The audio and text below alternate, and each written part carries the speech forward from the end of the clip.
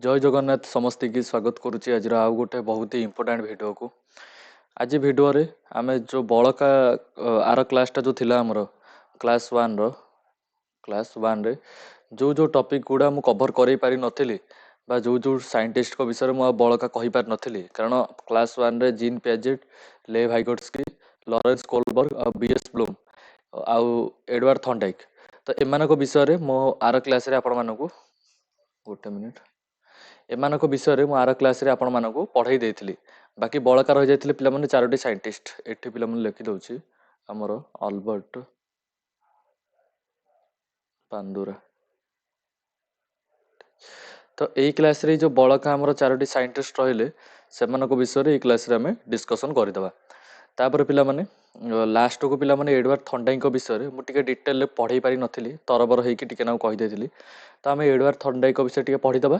तापर BF Skinner को विषय रे पढ़िबा इवान पाब्लोव को विषय रे जेफी गिलफोर्ड आउ अल्बर्ट बांदुरा एमानक विषय रे हम पढ़ी क्लास 1 रो पार्ट 2 को क्लास 1 रो पार्ट 2 को पिला माने आज शेष करबा। जो माने क्लास 1 रो पार्ट 1 टा देखिनो से माने जाइकी देखि दियो कारण सेटा पिला माने बहुत ही इंपोर्टेंट।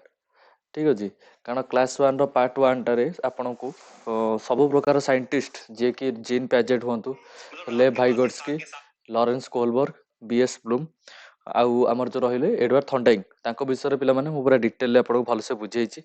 बाकी जो आमर रहिले साइंटिस्ट गुडा मु आर क्लास रे बुझे पारि नथिली बा मते टिके समय अभाव रु मुटे पढ़ाई पारि नथिली आज सेमानक विषय पिला माने आज आमे आलोचना करबा।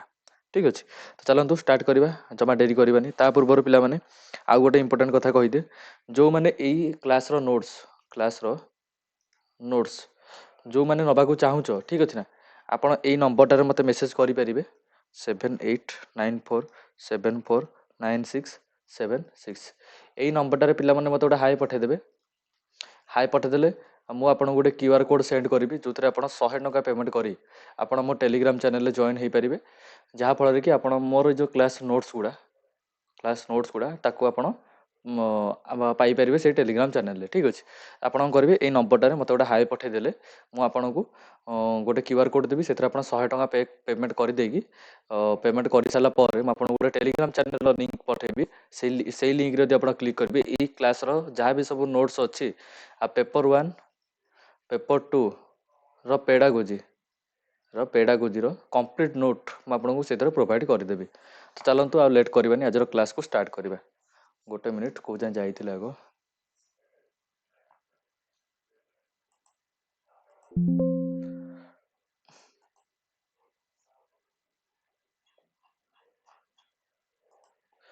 गोटे मिनिट पिला माने म आपन को नै जाउ छ क्लास को एटा ले भाई गर्स के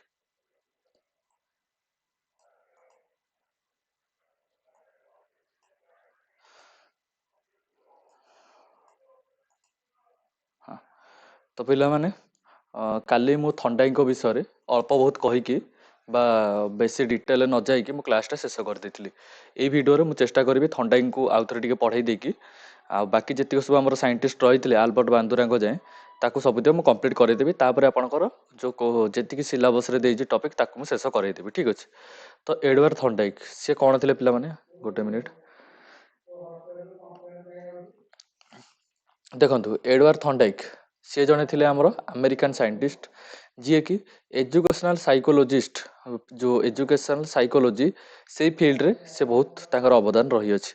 तापर सी कम पे फेमस पिला माने हमर से देथिले connectionism theory trial error theory आ 3 लॉ ऑफ लर्निंग ए तीनोटी थ्योरी ए जो तीनोटी थ्योरी एठी जो मु लेखि जी ए तीनोटी याक थ्योरी आपनकर सिलेबस रे लेखा अछि।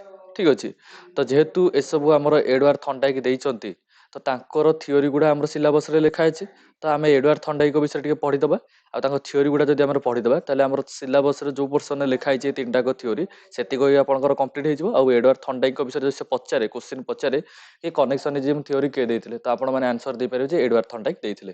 ठीक अछि ताबरे थॉर्नडाइक को पिला माने आमे आउ कोन कहू फादर ऑफ एजुकेशनल साइकोलॉजी बेली आमे थॉर्नडाइक को कहू तापर फादर ऑफ लर्निंग थ्योरी बेली आमे काहू कहू थॉर्नडाइक को आमे कहू। ठीक अछि देखंतु प्रथमे आमे पढिबा थॉर्नडाइकर कनेक्शनिज्म थ्योरी विषय रे आमे कथा हबा। ठीक अछि देखंतु ଥଣ୍ଡାଇଙ୍କର କନେକ୍ସନିଜିମ୍ ଥିଓରି ବିଷୟରେ ଚାଲନ୍ତୁ ପଢ଼ିବା। ପିଲାମାନେ ଥଣ୍ଡାଇଙ୍ଗ ଆମର କ'ଣ କହିଥିଲେ କି ଲର୍ଣ୍ଣିଂଟା ପିଲାମାନେ ଆମର କେମିତି ହେବ, ଫାଷ୍ଟ ଷ୍ଟିମୁଲସ୍ ପ୍ଲସ୍ ରେସ୍ପନ୍ସ ଦେଲେ ବା ଷ୍ଟିମୁଲସ୍ ଆଉ ରେସ୍ପନ୍ସର କନେକ୍ସନ୍ ହେଲେ ଆମର ଯାଇକି ଲର୍ଣ୍ଣିଂ ହେବ। ଯେମିତିକି ଆପଣ କିଛି ଗୋଟେ ଷ୍ଟିମୁଲସ୍ ଦେବେ, ଷ୍ଟିମୁଲସ୍ ସେଇଟା ଗୋଟେ ପ୍ରଶଂସା ହେଇପାରୁ, ସେଇଟା ଗୋଟେ କାର୍ଯ୍ୟ ହେଇପାରୁ ବା ସେଇଟା କିଛି ପ୍ରକାର ଯେମିତି ସଂକେତ ହେଇପାରୁ, ଯାହା ଥ୍ରୋରେ କି ଆପଣଙ୍କର କିଛି ଗୋଟେ ରେସ୍ପନ୍ସ ଦେଖାଯିବ, ସେଇଥିରେ ହିଁ ଆପଣଙ୍କର ଲର୍ଣ୍ଣିଂ ହେବ। ଆମେ ବା ଥଣ୍ଡାଇଙ୍କର ଯେଉଁ କନେକ୍ସନିଜିମ୍ ଥିଓରିରେ ଥଣ୍ଡାଇଙ୍ଗ ନୁହଁ ଗୋଟେ ଏକ୍ଜାମ୍ପଲ୍ ଦେଇଥିଲେ ଆମକୁ, କ୍ୟାଟ୍ ବା ପଜଲ୍ ବକ୍ସ ଗୋଟେ ଏକ୍ସପେରିମେଣ୍ଟ ଦେଇଥିଲେ।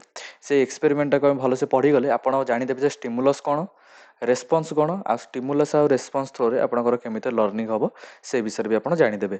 ଦେଖନ୍ତୁ ଏଠି ଲେଖା ହେଇଛି, a cat learns to press a lever to escape from a puzzle box. ଗୋଟେ କ୍ୟାଟ୍ଟେ ଥିବ ଗୋଟେ ପଜଲ୍ ବକ୍ସରେ, ଏଇଟା ହେଲା ପିଲାମାନେ ଗୋଟେ ପଜଲ୍ ବକ୍ସ।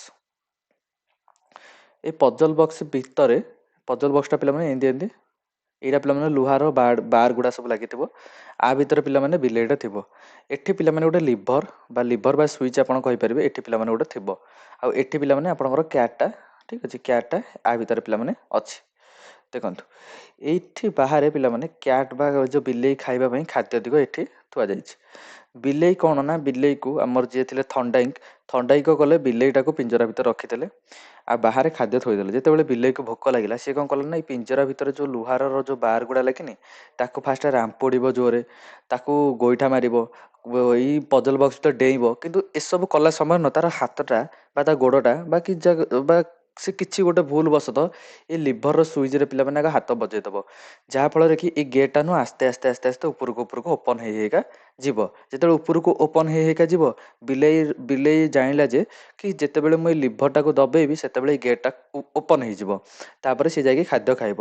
ତ ଏଠି ପିଲାମାନେ କ'ଣ ହେଲା, ଏଠି ପିଲାମାନେ ତାର ଷ୍ଟିମୁଲସ୍ ହେଲା ଏଇ ଯେଉଁ ଲିଭରଟା, ରେସ୍ପନ୍ସ ହେଲା ପିଲାମାନେ କ'ଣ, ଏଇ ଯେଉଁ ଗ୍ରିଲ୍ଟା ବା ଏଇ ଯେଉଁ ଲୁହାର ବାରଟା ସେଇଟା ଉପରକୁ ଗଲା ବା ଖାଦ୍ୟ ଖାଇଲା।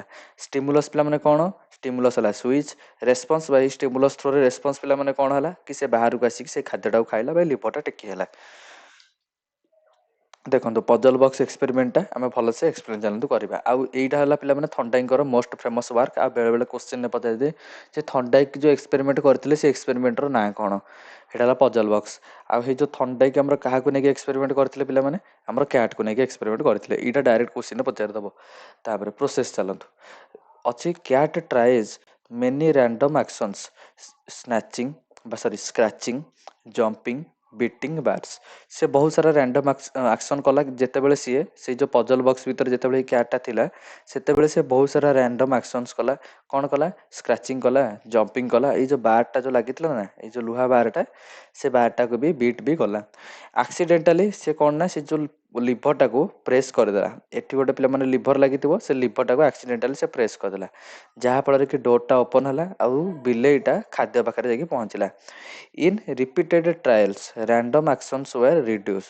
ଯେତେବେଳେ ସେ ବାର ଆଗରୁ କ'ଣ କରୁଥିଲା, ସେ ରିପିଟେଡ୍ ୱେରେ ସେ ଚେଷ୍ଟା କରୁଥିଲା, କିନ୍ତୁ ଯେତେବେଳେ ସେ ଜାଣିଦେଲା ଯେ ଏଇ ଲିଭରଟା ଇଏ କଲେ ମୋତେ ଗେଟ୍ଟା ଓପନ୍ ହେଉଛି, ମୋତେ ଖାଦ୍ୟ ମିଳିବ, ସେତେବେଳେ ତାର ରିପିଟେଡ୍ ଟ୍ରାଏଲ୍ଟା ଏବେ କମିଗଲା। ଠିକ୍ ଅଛି, ଆଉ ରାଣ୍ଡମ୍ ଆକ୍ସନ୍ ଗୁଡ଼ା ଯେଉଁ କରୁଥିଲା ସେଇଟା ବି ପିଲାମାନେ କମିଗଲା। ତ ତାର ଓନ୍ଲି ଗୋଟେ ପର୍ଟିକୁଲାର ଆକ୍ସନ୍ କ'ଣ, ସେଇ ଲିଭରଟାକୁ ଦବେଇବ, ବାହାରକୁ ଆସିକି ଏଠି ପିଲାମାନେ ଖାଦ୍ୟ ଥୁଆ ହେଇଥିବ, ସେ ଖାଦ୍ୟଟାକୁ ପିଲାମାନେ ଖାଇବ। ଠିକ୍ ଅଛି, cat learn the correct response. ଯେଉଁ ବିଲେଇଟା କ'ଣ ଭଲସେ ଲର୍ନ କରିଗଲା, କରେଣ୍ଟ ରେସ୍ପନ୍ସକୁ ବିଲେଇଟା ଲର୍ନ କରିଗଲା। ତାପରେ learning BCom stimulus response bond. ଷ୍ଟିମୁଲସ୍ଟା କ'ଣ ପିଲାମାନେ, ଏଠି ଷ୍ଟିମୁଲସ୍ ହେଲା ପିଲାମାନେ ଆମର ଲିଭରଟା, ରେସ୍ପନ୍ସ ପିଲାମାନେ କ'ଣ, ଗେଟ୍ଟା ଓପନ୍ ହେବ, ସେ ଖାଦ୍ୟଟା ଖାଇବ। ଏଠି ଷ୍ଟିମୁଲସ୍ ରେସ୍ପନ୍ସ ବଣ୍ଡଟା ବନିଗଲା।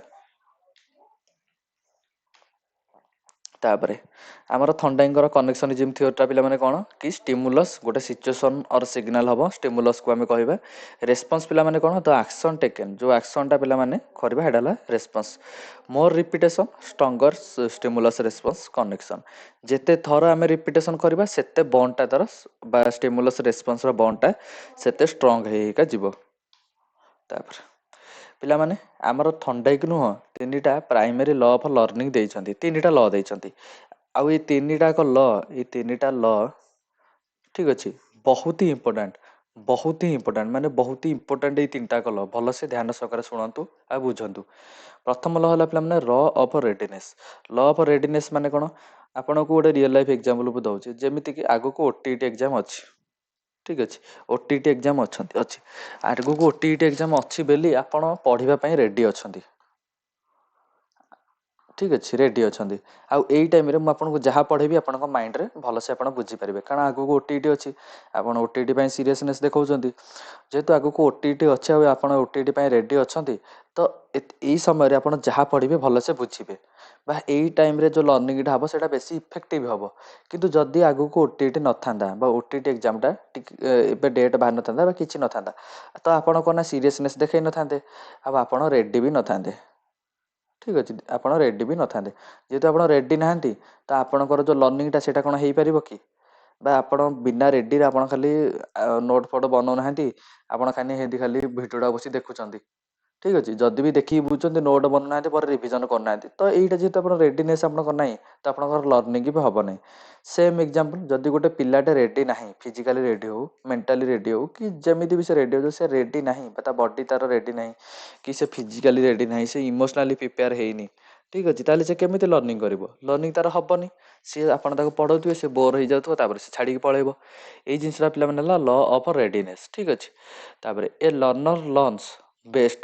ଲର୍ଣ୍ଣରଟା କେତେବେଳେ ଭଲସେ ଲର୍ଣ୍ଣ କରେ? ଯେତେବେଳେ ସେ ମେଣ୍ଟାଲି ରେଡ଼ି ଥାଏ, ଫିଜିକାଲି ରେଡ଼ି ଥାଏ, ଇମୋସନାଲି ପ୍ରିପେୟାର ହେଇକି ଥାଏ। ତାପରେ ରେଡ଼ିନେସ୍ ଇଜ୍ ଇକ୍ୱାଲ୍ ଟୁ ସାଟିସ୍ଫ୍ୟାକ୍ସନ୍।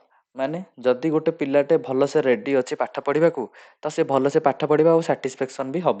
କିନ୍ତୁ ଯଦି ସେ ରେଡ଼ିନେସ୍ ନାହିଁ ବା ଲ୍ୟାକ୍ ଅଫ୍ ରେଡ଼ିନେସ୍, ଯଦି ସେ ରେଡ଼ି ହିଁ ନାହିଁ ପାଠ ପଢ଼ିବାକୁ, ତ ତାକୁ ବିରକ୍ତିକର ଲାଗିବ ପାଠଟା। ଦେଖିଥିବେ ଗୋଟେ ପିଲା ଥିବେ ଭଲସେ ପାଠ ପଢ଼ିବାକୁ ଆଗ୍ରହ ହେଇକି ଆସିଥିବେ, କିନ୍ତୁ ଗୋଟେ ପିଲା ଥିବେ ବ୍ୟାକ୍ ବେଞ୍ଚର୍ସ ଗୁଡ଼ା, ସେମାନେ ତାଙ୍କୁ ପାଠ ପଢ଼ିବାକୁ ବି ଭଲ ଲାଗୁନଥିବ। ତା ମାନେ କ'ଣ? ସେ ରେଡ଼ି ହିଁ ନାହାନ୍ତି। ଯେହେତୁ ତାଙ୍କ ରେଡ଼ିନେସ୍ଟା ନାହିଁ, ତ ସିଏ ପାଠ ପଢ଼ିବାକୁ ତାଙ୍କୁ ଫ୍ରଷ୍ଟ୍ରେସନ୍ ଭଳିଆ ଲାଗୁଛି।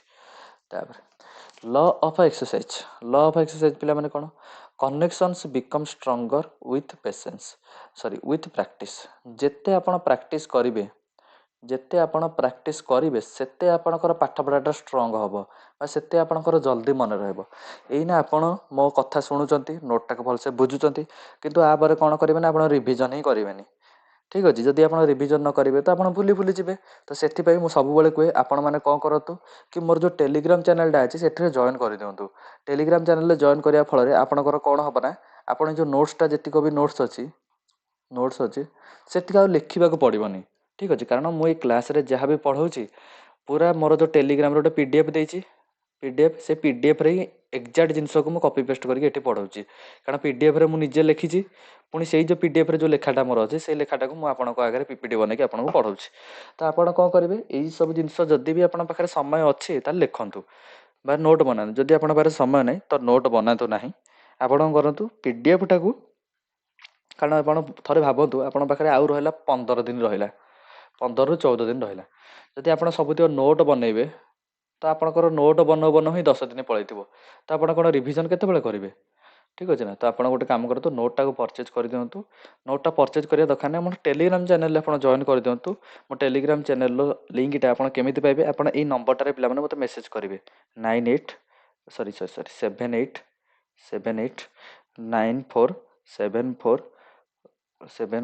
ତାପରେ ଗୋଟେ ମିନିଟ୍, ଏଇଟା ଆଉ ଥରେ ଇରେଜ୍ କରିକି ମୋତେ ଭଲସେ ଲେଖିଦେଉଛି, ଗୋଟେ ମିନିଟ୍, 7894749676। ଏଇ ନମ୍ବରଟାରେ ପିଲାମାନେ ଆପଣ, ଏଇଟା ମୋର ହ୍ୱାଟ୍ସଆପ୍ ନମ୍ବର, ଏଇ ନମ୍ବରଟାରେ ପିଲାମାନେ ଗୋଟେ ହାଏ ପଠାଇଦେଲେ, ଆପଣ 100 ଟଙ୍କା, ଗୋଟେ QR କୋଡ଼୍ଟା ମୁଁ ଦେବି, ସେଥିରେ 100 ଟଙ୍କା ପେ କରିଦେଲେ, ମୁଁ ଆପଣଙ୍କୁ ମୋ ଟେଲିଗ୍ରାମର ଲିଙ୍କ୍, ପ୍ରାଇଭେଟ୍ ଲିଙ୍କ୍ଟା ଆପଣଙ୍କୁ ଦେଇଦେବି। ଆପଣ ସେଇଥିରେ ଜଏନ୍ କରି ଯେତିକ ବି ପିଲାମାନେ ଏଇ ଯେଉଁ ନୋଟ୍ସ ଅଛି, ସବୁତିକ ନୋଟ୍ସକୁ ଆପଣ ଗୋଟେ ଥରକରେ ପାଇଯିବେ। ଆଉ ତାକୁ ବାର ବାର ରିଭିଜନ୍ କରିବେ। ଏକ୍ଜାମରେ ଏଇ ନୋଟ୍ସ ବାହାରୁ କିଛି ବି ପଡ଼ିବ ନାହିଁ, ଏଇଟା ମୋ ଗ୍ୟାରେଣ୍ଟି। ଠିକ୍ ଅଛି, କାରଣ ନୋଟ୍ସ ପାଇଗଲେ, ପ୍ରିଭିୟସ୍ ଇୟର୍ ତ ମୁଁ ଫ୍ରିରେ ୟୁଟ୍ୟୁବରେ ପଢ଼େଇବି। ପ୍ରିଭିୟସ୍ ଇୟର୍ ସବୁ ଫ୍ରିରେ ୟୁଟ୍ୟୁବରେ ମୁଁ ଆପଣଙ୍କୁ ପଢ଼େଇ ଦେବି। ବାକି ରହିଲା ପ୍ରିଭିୟସ୍ ଇୟର୍ର ପିଲାମାନେ ନୋଟ୍ ଆପଣ ନିଜେ ବନେଇବେ। କ'ଣ ପାଇଁ? କାରଣ ମୁଁ ସିନା ଆପଣଙ୍କୁ ଥିଓରି ନୋଟ୍ ଦେଇଦେବି, କିନ୍ତୁ ପ୍ରିଭିୟସ୍ ଯେତେବେଳେ ଆନାଲିସିସ୍ କରୁଥିବି, ସେତେବେଳେ ତ ତାକୁ ନୋଟ୍ସ ଆକାରରେ ଦେବାଟା ସମ୍ଭବପର ନୁହଁ। ମୁଁ ଆପଣଙ୍କୁ ପ୍ରିଭିୟସ୍ ଇୟର୍ର କୋଶ୍ଚିନ୍ ଗୁଡ଼ା ଗୋଟେ ଜାଗାରେ ଟାଇପ୍ କରିକି ଦେଇଦେବି ଗୋଟେ ୱାର୍ଡ଼ରେ, କିନ୍ତୁ ପ୍ରିଭିୟସ୍ ଇୟର୍ର ନୋଟ୍ ତ ଦେଇପାରିବିନି। ଆପଣ କରନ୍ତୁ, ଏଇ ଥିଓରି କ୍ଲାସ୍ଟାକୁ ଭଲସେ ଶୁଣି ଦିଅନ୍ତୁ। ପ୍ରିଭିୟସ୍ ଇୟର୍ର ଯେଉଁ କୋଶ୍ଚିନ୍ ପେପର୍ ଗୁଡ଼ାକ, ତାକୁ ଭଲସେ କମ୍ପ୍ଲିଟ୍ କରିକି ପଢ଼ିକି ତାର ନୋଟ୍ସ ଗୁଡ଼ା ପିଲାମାନେ ଆପଣ ବନେଇ ଦିଅନ୍ତୁ। ଥିଓରି ନୋଟ୍ସଟା ଆପଣ ମୋଠୁ ପାଇଗଲେ, ପ୍ରିଭିୟସ୍ ଇୟର୍ ନୋଟ୍ସଟା ଆପଣ ନିଜେ ବନେଇଦେଲେ, ଆକୁ ରିଭିଜନ୍ କରି ଏକ୍ଜାମ୍ରେ ବସିବେ, ଗ୍ୟାରେଣ୍ଟି। ଠିକ୍ ଅଛି, ଗ୍ୟାରେଣ୍ଟି ଆପଣଙ୍କର OTETରେ ପେଡାଗୋଜିରେ ବା OTT ପେଡାଗୋଜିରେ ଆପଣ ପେପର 1 ରୁ ବିଲଙ୍ଗ କରୁଛନ୍ତି କି ପେପର 2 ରୁ ବିଲଙ୍ଗ କରୁଛନ୍ତି ସେଇଟା ମ୍ୟାଟର କରେନି। ଆପଣ ଗ୍ୟାରେଣ୍ଟେଡ୍ OTTରେ 70ରୁ ମୋଟ ଯଦି ଆପଣ ଭଲସେ ପଢୁଛନ୍ତି ତାହେଲେ 60+ ତ ଆରାମସେ ରହିଲା। ଆଉ ଯଦି ଆପଣଙ୍କର ପେଡାଗୋଜିରେ 60+ ରହିଗଲା ଆଉ ତ ପ୍ୟାସେଜ ଅଛି 20 ମାର୍କର ପ୍ୟାସେଜ ପଡୁଛି ତ 80 ମାର୍କ ଏମିତି ରହିଗଲା କି ନାହିଁ। ବାକି ଯେହେତୁ ନେଗେଟିଭ ମାର୍କିଂ ନାହିଁ ତ ଆପଣ ସବୁତିକ ଠିକ୍ ମାରିକି ଆସିବେ। ତ ଆପଣଙ୍କର ସବୁତିକ ଗୋଲ ବୁଲେଇକି ଆସିବେ, ଯାହାଫଳରେ କି ସେଥିରୁ ବି ଆପଣ ଅଳ୍ପ ବହୁତ 10-11 ପାଇଯିବେ। ତ ଏମିତିରେ ତ ଆପଣଙ୍କ 91, 90, 100 ପାଖାପାଖି ପହଞ୍ଚିଗଲା ନା। ତ OTTଟା ଏମିତି ଭଲସେ କ୍ଲିୟର ହେଇଯିବ। ତ ତାଠୁ ବେଟର ହେବ ଆପଣ କ'ଣ କରନ୍ତୁ, ଆପଣ ଥିଓରି ନୋଟ୍ ଗୁଡ଼ା ପରଚେଜ୍ କରନ୍ତୁ। ପ୍ରିଭିୟସ୍ ଇୟର ମୁଁ ଯେଉଁ ଫ୍ରିରେ ଆପଣଙ୍କୁ ୟୁଟ୍ୟୁବରେ କ୍ଲାସ୍ କରେଇବି ତାର ନୋଟ୍ସ ଗୁଡ଼ା ଆପଣ କମ୍ପ୍ଲିଟ୍ କରନ୍ତୁ। ବା ପ୍ରିଭିୟସ୍ ଇୟର ସିଷ୍ଟମାଟିକ୍ ମୁଁ ନୋଟ୍ସ ଅପଲୋଡ଼ କରିଦେବି, ତାକୁ ବି ଆପଣ ନେଇଯାଆନ୍ତୁ। ଠିକ୍ ଅଛି, ତ ଚାଲନ୍ତୁ ଷ୍ଟାର୍ଟ କରିବା। ବହୁତ କଥା ହେଇଗଲେ। ତ ପିଲାମାନେ ଲ ଅଫ୍ ଏକ୍ସରସାଇଜଟା ଆପଣଙ୍କୁ ଏଇନା କହିଲେ, ଯେତେ ଆପଣ ପ୍ରାକ୍ଟିସ୍ କରିବେ ସେତେ ଆପଣଙ୍କର ବଣ୍ଡଟା ଆପଣଙ୍କର ଷ୍ଟ୍ରଙ୍ଗ ହେବ। ଲ ଅଫ୍ ଡିସ୍ୟୁଜ୍ ମାନେ କ'ଣ, ଯେତେ ଆପଣ କମ୍ ପ୍ରାକ୍ଟିସ୍ କରିବେ ବଣ୍ଡ ସେତେ ୱିକନେସ୍ ହେବ। ଠିକ୍ ଅଛି, ତାପରେ ୟୁଜ୍ ମାନେ ହେଲା ଅଭ୍ୟାସ କଲେ, ଆଉ ଡିସ୍ୟୁଜ୍ ମାନେ ଅଭ୍ୟାସ ନ କଲେ। ତାପରେ ଏବେ ପିଲାମାନେ law of effect. Law of effect ମାନେ କ'ଣ, ଯଦି ଗୋଟେ ରେସ୍ପନ୍ସକୁ ଆମକୁ ରିୱାର୍ଡ଼ ମିଳିଲା ବା ଯଦି ଆମେ ଗୋଟେ କାମ କଲେ ବା ରେସ୍ପନ୍ସ ଦେଖେଇଲେ ଆଉ ସେଥିରୁ ଆମକୁ ରିୱାର୍ଡ଼ ମିଳିଲା, ତ ଆମେ କ'ଣ କରିବା ନା ସେଇ କାମଟାକୁ ବାର ବାର ରିପିଟେଡ଼ କରିବା। ଠିକ୍ ଅଛି, ଆଉ ଯଦି ଆମେ ଗୋଟେ ରେସ୍ପନ୍ସ ଦେଖେଇଲେ ଆଉ ସେଇ ରେସ୍ପନ୍ସ ଥ୍ରୋରେ ଆମକୁ ପନିସମେଣ୍ଟ ମିଳିଲା ତ ଆମେ ସେଇ କାମଟାକୁ ବନ୍ଦ କରିଦେବା। ଯଦି ଗୋଟେ କାମ ଆମକୁ କରିବାକୁ କଷ୍ଟ ଲାଗୁଛି ସେ କାମଟାକୁ କ'ଣ ଆମେ ବାର କରିବା କି? ଆପଣ ନିଜେ ଜାଣିଛନ୍ତି, ଯଦି ଆପଣଙ୍କୁ ପାଠ ପଢ଼ିବାକୁ କଷ୍ଟ ଲାଗୁଛି ତ ଆପଣ କ'ଣ ବାର ପଢ଼ିପାରିବେ? ପଢ଼ିପାରିବେନି। କିନ୍ତୁ ଆପଣଙ୍କୁ ଯଦି ପାଠ ପଢ଼ିବାକୁ ମଜା ଲାଗୁଛି ବା ଆପଣଙ୍କୁ ପାଠ ପଢ଼ାଟାକୁ ଏନ୍ଜୟ କରୁଛନ୍ତି, ଦେନ୍ ଆପଣ ବାର ପାଠଟାକୁ ପଢ଼ିବେ। ଠିକ୍ ଅଛି, ରିୱାର୍ଡ଼ ଷ୍ଟ୍ରେନ୍ଥେନ୍ଥ ଲର୍ଣ୍ଣିଂ। ଯେତେ ଆପଣଙ୍କର ରିୱାର୍ଡ଼ ମିଳିବ, ଯଦି ଆପଣଙ୍କର ପାଠ ପଢ଼ାରେ ଯଦି ଆପଣଙ୍କୁ ରିୱାର୍ଡ଼ ମିଳିବ ତ ଆପଣଙ୍କର ଲର୍ଣ୍ଣିଂଟା ପିଲାମାନେ ଷ୍ଟ୍ରେନ୍ଥେନ୍ଥ ହେବ, ମାନେ ଷ୍ଟ୍ରଙ୍ଗ ହେବ। ଠିକ୍ ଅଛି, ତାପରେ ସେକେଣ୍ଡାରୀ ଲ ଅଫ୍ ଲର୍ଣ୍ଣିଂ ବା ଆମର ଯେଉଁ ଦେଇଥିଲେ ଥଣ୍ଡାଇଙ୍କର ସେକେଣ୍ଡାରୀ ଲ ଯେଉଁ ଦେଇଥିଲେ ତା ବିଷୟରେ ଚାଲନ୍ତୁ ଡିସ୍କସନ୍ କରିବା। ପ୍ରଥମ ଦେଇଥିଲେ ଲ ଅଫ୍ ମଲ୍ଟିପୁଲ୍ ରେସ୍ପନ୍ସ। ଠିକ୍ ଅଛି, ପିଲାମାନେ ଏତିକ ଯେଉଁ ଲ ଗୁଡ଼ା ସେତେଟା ଇମ୍ପୋର୍ଟାଣ୍ଟ ନୁହଁ, ଫିର୍ ବି ଆପଣ କରିବେ ଥରେ ପଢ଼ି ଦେଇଥିବେ, କାରଣ ଯଦି ଆଗକୁ କୋଶ୍ଚିନ୍ ପଚାରିଦେଲା ବା ଅଧିକ ଜାଣିବାଟା କିଛି ପ୍ରୋବ୍ଲେମ୍ ଜିନିଷ ନୁହଁ। ଯଦି ଆଗକୁ କୋଶ୍ଚିନ୍ ପଚାରିଦେଲା ତ ଆପଣ ଜାଣିଥିଲେ ସିନା କରିପାରିବେ ନା, କିନ୍ତୁ ଏସବୁ ଜିନିଷ ଇମ୍ପୋର୍ଟାଣ୍ଟ ନୁହଁ, ପ୍ରିଭିୟସ୍ ଇୟର୍ରେ ଆସିନି। କିନ୍ତୁ ଯେହେତୁ ଥଣ୍ଡାଇଙ୍କ ବିଷୟରେ ଯେତେବେଳେ ମୁଁ ପଢ଼ୁଥିଲି ସେତେବେଳେ ମୁଁ ଏସବୁ ଜିନିଷ ପାଇଲି, ତ ସେଥିପାଇଁ ମୁଁ ଆଡ଼୍ କରିଦେଇଛି ନୋଟ୍ରେ। ଠିକ୍ ଅଛି, ଗୋଟେ ମିନିଟ୍ ପିଲାମାନେ।